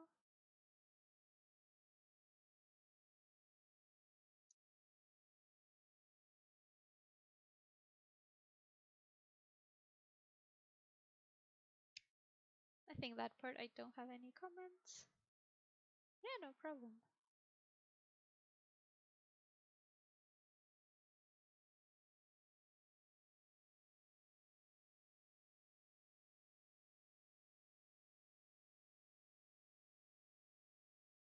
also, as a side note, this doesn't have to do anything with your shot, but I was just thinking that like this being here is super obvious. So if you can, for like set dressing, and this is again, if you want to have fun with it, do whatever. Like maybe there's like a few more like here and there, like basically so that he's not suspecting this because there's more here lying and around, I don't know, in the ground or whatever, and there's like rocks here and things. So we're also not expecting, oh, something will happen, because remember like those 80s cartoons where you could already tell that something was going to happen because the color of, I don't know, the door was different. So you're like, oh, that's going to move. That's going, something's going to happen. It's kind of giving me that vibe in the sense of set dressing. And this has nothing to do with your animation. This is just me thinking about it right now. Like you could have even more of these things here, there, like whatever. Just a little bit more stuff. Nothing to do with your animation. um, just to, because you have a really nice shot, so I think it would benefit from set dressing.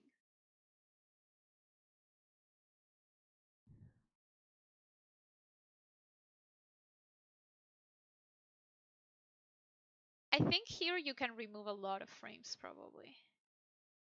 He's staying here.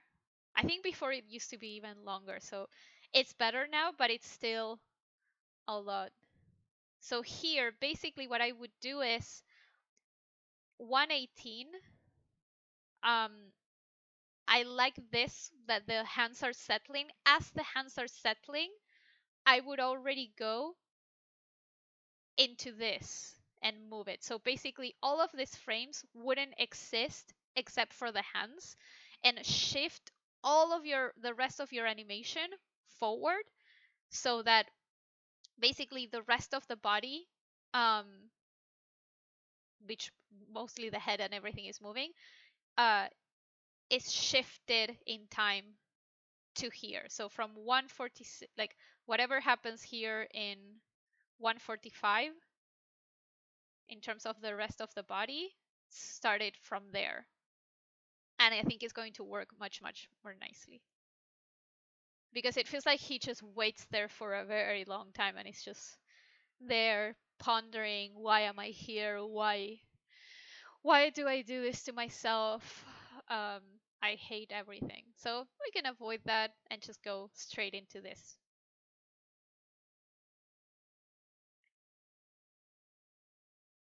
And he could actually potentially go into, nah.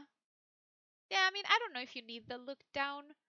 I think he can, instead of looking down, he can look like somewhere kind of off in the distance here, and then this.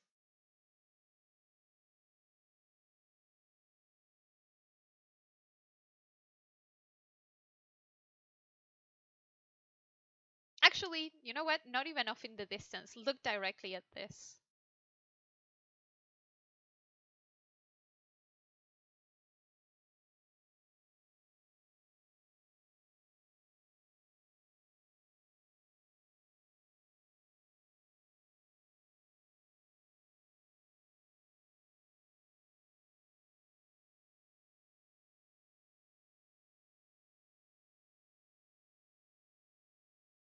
I think you can get this hand maybe here so that it reads a little bit better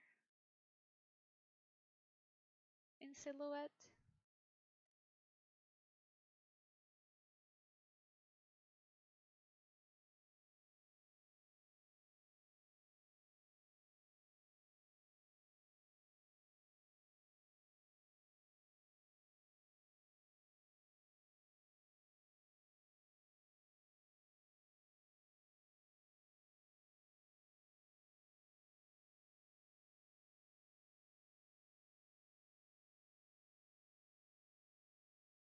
Cool.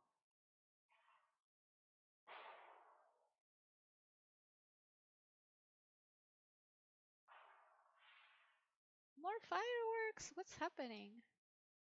We're not even in November.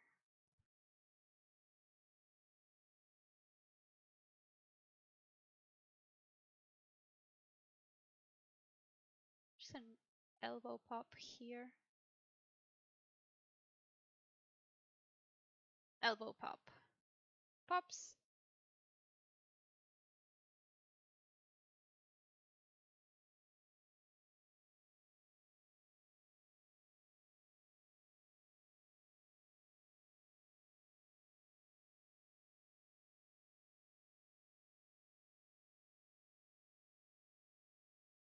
I think you can work on the arc of this thing a little bit more here, particularly here.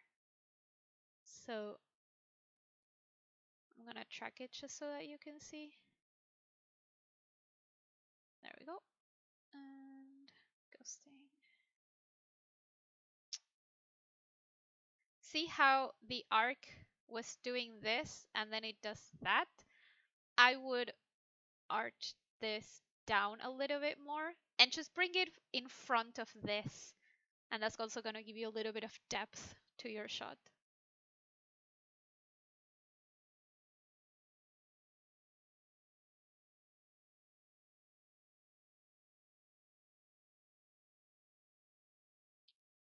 Knee pop.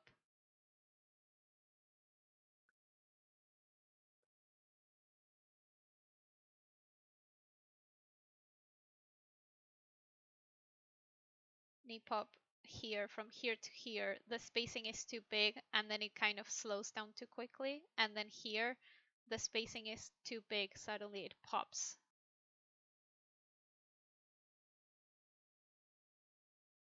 And I would actually, because here you also have a knee pop where the knee is coming up, sorry, down. So I would maybe just bring this one already a little bit further out.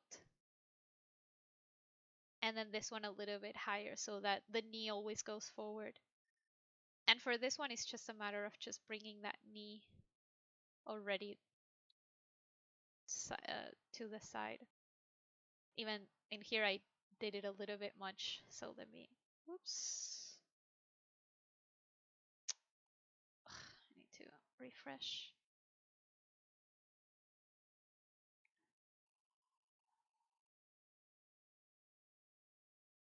Oh, okay. You know what? If you want, I'll check your file after this. I can review it here and then you can see the recording so that you still get your review and hopefully it will make sense. Cool.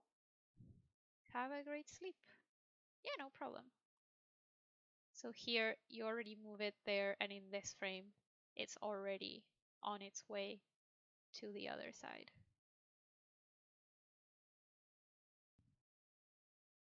Here, I would also rotate the hips a little bit more in Y back. So basically rotate them so that the leg has more room to move forward.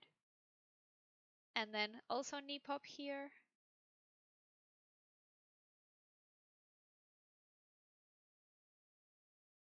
It could be also because of what the hips are doing. I think that you can here, for example, in all of this, the hips can still keep going up as they are coming into this. And then just make sure that the spacing here doesn't pop and then it goes forward. And then it keeps going forward a little bit more. Right now it feels like he slows down quite a bit. And even here, because imagine that again, he doesn't know that he's going to get dragged down. So once he starts moving, that movement is going to be slow out and then it's going to be even because it's going to get into a walk. So even this is going to end probably more around here. And for this, we're kind of losing, like I know it's because he has a hat. Maybe maybe you can rotate the hat down a little bit or something so that we actually see the hand, or maybe he doesn't have a hat, or maybe it's just again like this hat has a kind of, I don't know, some type of thing where we see the hand, because if not, we're missing it a little bit, and I think it would be nice to see it.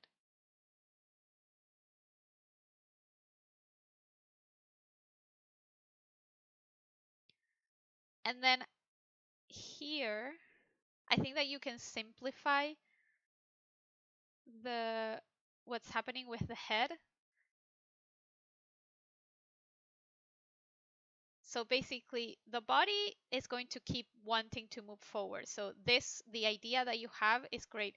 But if we look at the head, it's going forward, then it's going down, back down, fantastic, and then it's moving forward, and then it's moving back again. So I would just keep the arc down.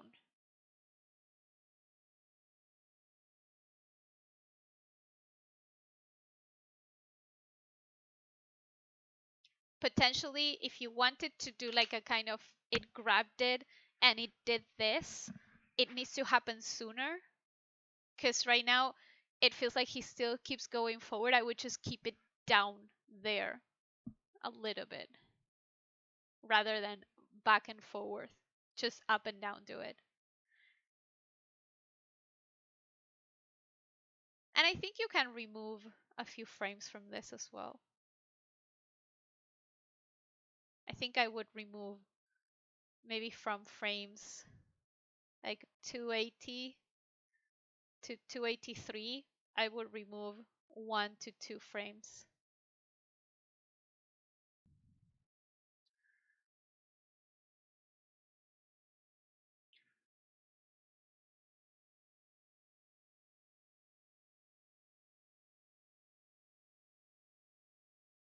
Here, this leg is popping a little bit too much. Maybe considering he was, again, starting to walk, this can, it's like he's still walking and he's getting into that down pose. And that's what's going to bring that leg there. No need to do this where it comes down and then up. It can just stay up, because either way you're stretching the legs. So yeah, I think that's everything I have for you. Do you have any questions? This is looking really nice. I really like it.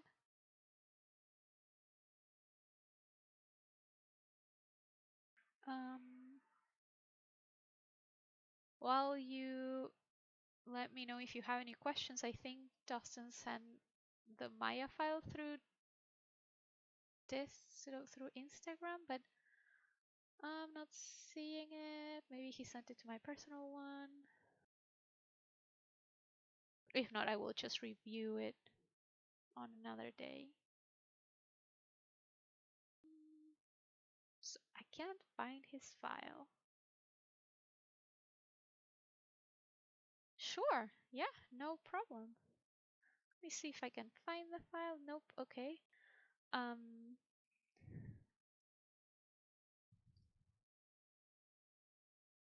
okay. So does anyone have anything they want me to look at? Any feedback they would like me to give? Can be on animation, on uh, reference, audio files for any shots that you're doing, any questions about life, animation, why are we crying every time that we block a shot and move on to spline, which is kind of my daily life. Every time that I hit spline a little bit, a part of me dies a little bit. um, so yeah, do you guys have anything that you want me to look at? Want me to check? I'm gonna give it a little bit of time just to see if I received the file, and if not, uh, I'll just review his stuff at another time. But yeah, if not, seems like we're all good in here. Nobody has questions or anything. This Saturday, come to our stream. And I'm not just saying this because I want people to come to our stream. This Saturday, we have the best stream planned ever. We have two amazing animators, Eri Santos from now Sony Imageworks, Catherine Heller from DNEG, and they are incredible. And I'm just saying, like, they are great animators. They are amazing animators, of course. But the way that they act it for animation is out of this world.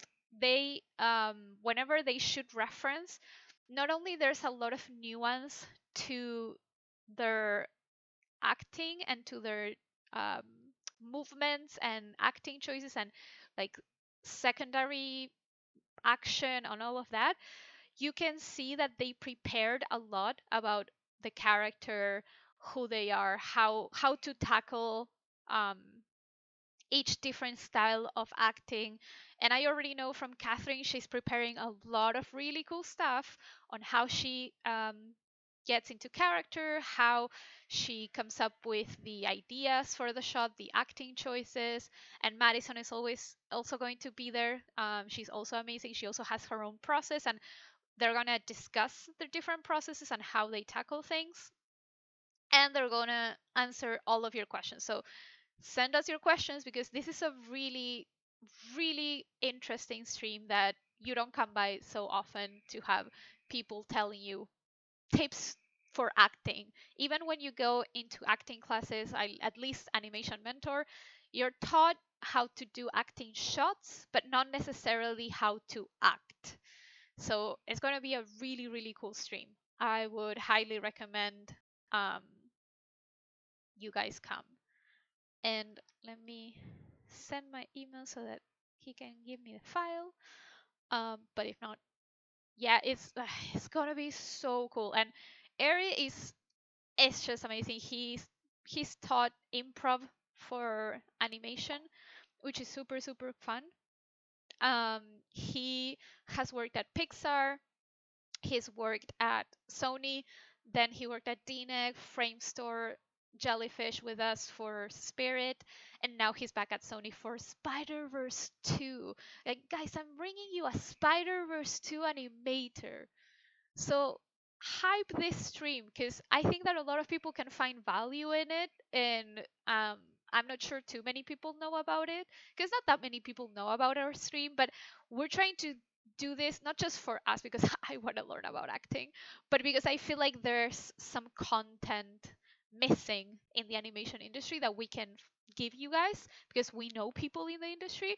So we're trying to do this also for you guys, so that you guys have all your questions answered, especially about acting, which is a big step. I feel like a lot of people sometimes get into shots and don't give them a lot of thought in terms of how everything could be planned out. There's a lot of things that you can think about when you think about a shot in terms of acting, and so this is gonna be awesome. Catherine, she she was basically in our movie Spirit Untamed. Lucky Prescott is the main character, and she was our Lucky. Every time that we needed reference for a shot where Lucky was expressing an emotion, it was her. Every time we'd be like, "Hey, Catherine, do you have 5 minutes or 10 minutes or 2 hours that you can lend us to reference?" And she was always very, very nice and would always help us. She helped me with a lot of reference, which was really nice, because when you have good reference, animating is just the easiest thing ever. If you have a good reference to follow, you don't even have to worry.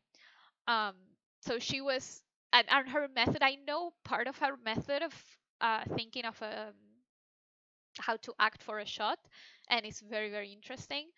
I'm not sure how it differs from Madison's, for example, but I'm interested in also learning Maddie's uh, method for acting, because I've talked with Daniel before, and her method seemed very, very interesting, but we never had the chance to actually talk about it because other things came up. So that's going to be also the chance for me to learn about everything. So, cool. Let me see. I think I may have received the file. Yes. Cool. So I'm going to review this now then. Hopefully all the files will be there. Nothing will be missing. Maya will be cooperating, and then we can review this as well. But yeah, um, definitely join us on Saturday or watch the recording, whatever you prefer. We're also going to maybe put this up in Spotify. It depends because I think Catherine was going to show some of the some of her acting. I think she has an acting demo reel, so I'm not sure if it's going to be uh, is there going to be a point in having this on Spotify, but we'll see. So yeah, okay, Maya is taking a while to do this. Yeah, it is. Honestly, those two are incredible. They are not. I mean, Eri is kind of well, like Eri is super well known in the industry, but he doesn't promote his stuff that much. And Catherine doesn't promote anything, and it's like, Catherine, you're so amazing. You should promote more things because like the, the world would love you. But yeah, Eri is more well known. Like most people in the industry know Eri. He's the nicest human in the world. There's no way to explain it. Like if someone hates Eri, then don't trust that person because they they can't not like him. Um, and they're gonna share all of their knowledge with us. Okay, I think my Maya decided to crash. Let me open. I think it tried to open another Maya, so let me open this and then I'm gonna share so that you guys can see.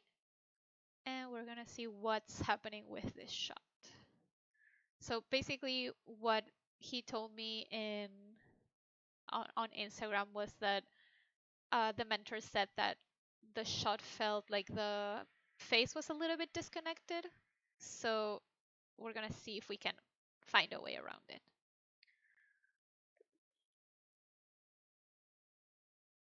Let me see if it opens.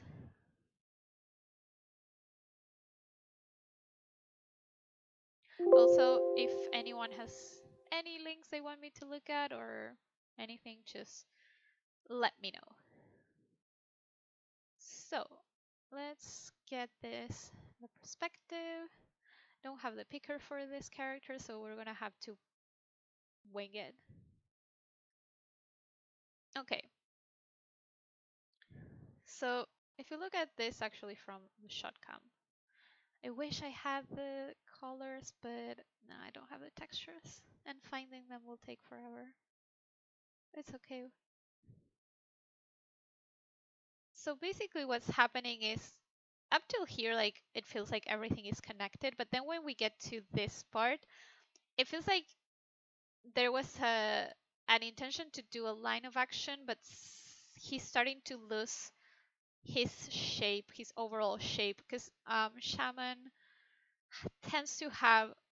Oh, let me find a better color that reads a little bit better. Tends to have this type of shape to his face, and I think we're losing it a little bit when we get into here. It's feeling a little bit flat, but I think this is better than already than what he showed me before. But this is already getting a little bit too pushed versus this. It's feeling a little bit off model. So let me play it um, and see if. Now I'm gonna play less. Stop playing. Oh my god. I hate my. I'm gonna play bless this and see what we're working with because he said he had a new version. So this probably uh, is going to look different from what we already saw on SyncSketch.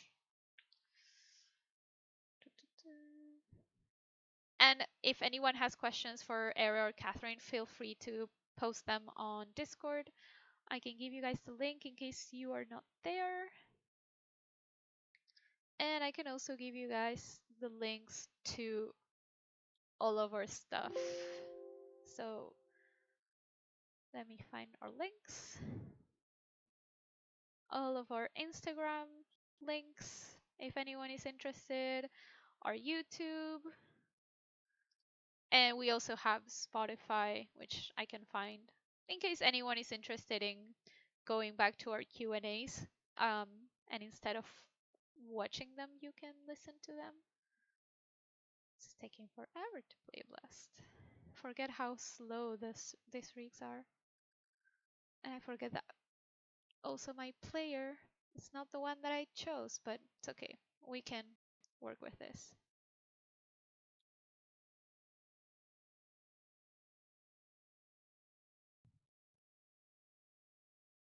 I think this feeling is feeling better than what it was. I think though that there's a lot of stretching happening that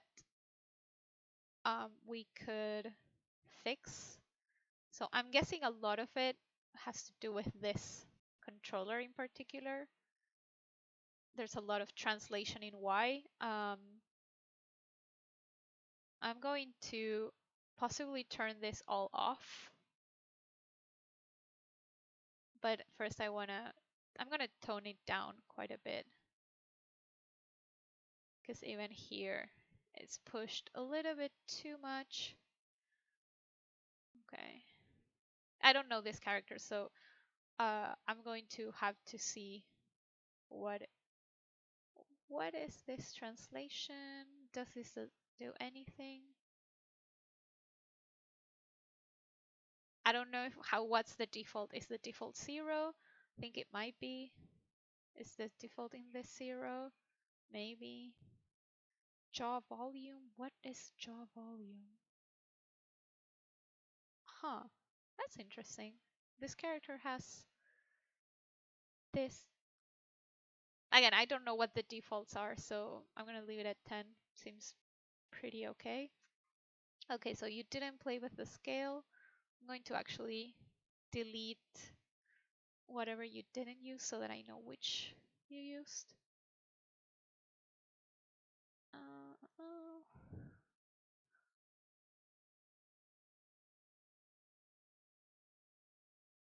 Okay.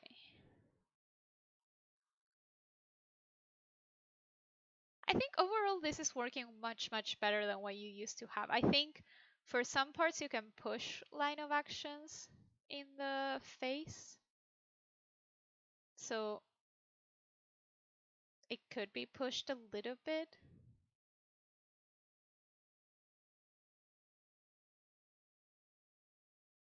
So that here, when he goes into the ooh, I don't have the audio, so I'm not exactly sure of what they are saying. But I see an ooh shape, so I'm gonna guess that your lip sync is correct.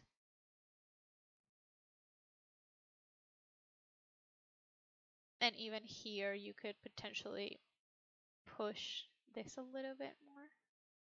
But I wouldn't play too much with this squash control because it feels like, let me see it in here. The problem with this squash control, and this is why your shot was looking like everything was not connected, is that this is not a good squash control.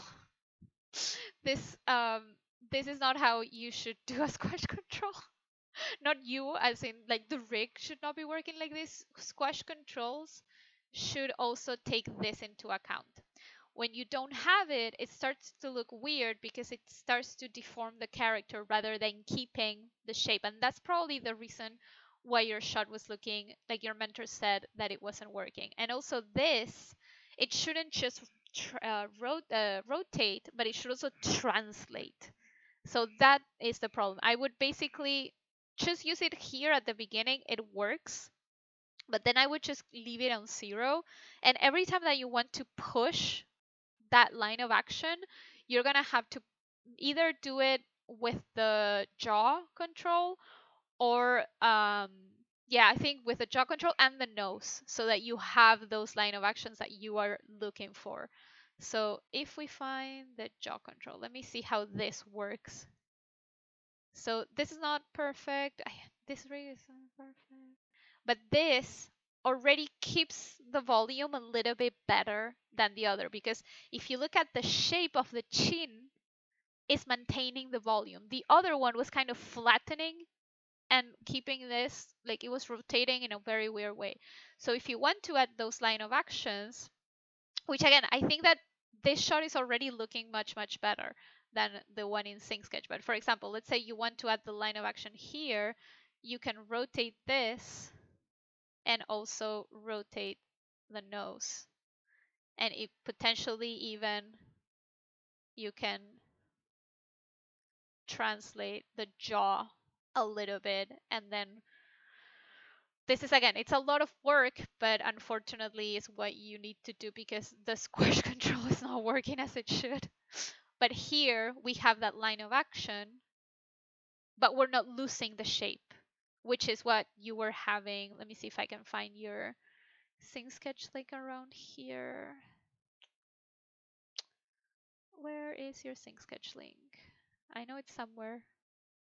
Maybe if I go back, eventually I can find it. Okay, there we go.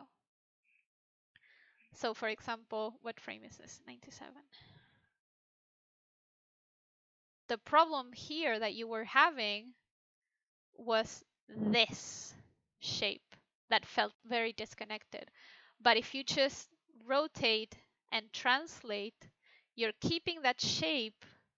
And this is an exaggeration. I over pushed that line of action, but see how I'm still keeping him a little bit more connected. So what I would do, because I think that you have the right idea, it's just that the rig was not helping you. And when the rig doesn't help you, you need to find other ways. Here I would even, I think I pushed that translation a little bit too much.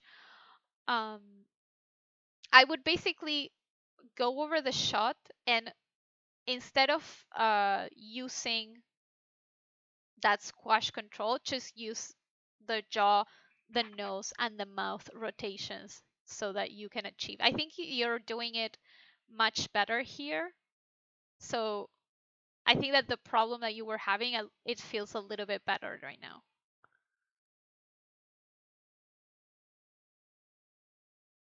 I'm not sure what stage you're in. You might be, I don't know if you're in spline or I'm guessing you are, or you're blocking. If this is AM, you might be blocking. So I'm not going to give you that many notes in terms of, because there's a lot of things that, because they are in spline, I'm not sure again. Or maybe you're in class 6, I'm not sure. If you're in polishing, just make sure that the mouth corners affect the nostrils, affect the cheeks, that the jaw open and close also affects the tip of the nose. Like try to do a face connectivity pass. If you're not in polishing, don't worry about all of those things. It's just mainly for when you are uh, in polishing. And here, I'm pretty sure you had this at 0, so this was probably here. For example, you can push this mouth shape like this to push that line of action a little bit more.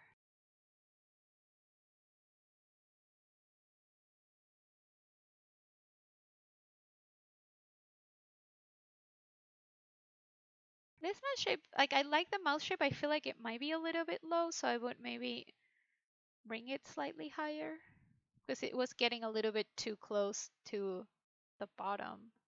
And you can bring this eyebrow ever so slightly further down just so that this one feels like it's opening up the face that way. It's a little bit hard to see without the texture, so I'm kind of following things along. I'm guessing you're kind of in block. I'm a little bit confused, but I'm gonna guess you're in blocking because like the body isn't moving here. So you might have just been doing mouth shapes. It's hard to tell also without the audio what they are saying, so I can't tell you much about the lip sync. But just make sure that, for example, in these areas, it feels like the mouth is just moving on its own without being like the jaw is not affected, nothing is affected. Like if you're gonna be speaking, even if you speak through your teeth, there's like a little bit like a slight movement in the jaw at least, or at least like side to side. But I hope that helped Again, you're not gonna see it now because you went to sleep, but when you see it, I hope that helped in terms of how to do that line of action that you were trying to do in here, how you can do it so that you still keep it, but everything feels a little bit more connected in terms of the face. Just remember again to think about where the face is opening up and aligning that to the line of action. So hopefully that will make sense when you wake up. If not, just shoot me a message and we can check it out. But I think this is already looking much, much better than what it was. So if no one has anything they want me to look at, I'm going to let you all go and be free of the stream. Remember on Saturday, 1 p.m. PST, uh, come for the amazing stream. And if not, watch it later, maybe on Spotify, maybe not. We'll see how it goes. So yeah, I'm gonna let you all go. Have a great rest of the day and week. Oh, and tomorrow, 1 p.m. PST, Madison will be giving feedback. So yeah, have a great day. Bye everyone.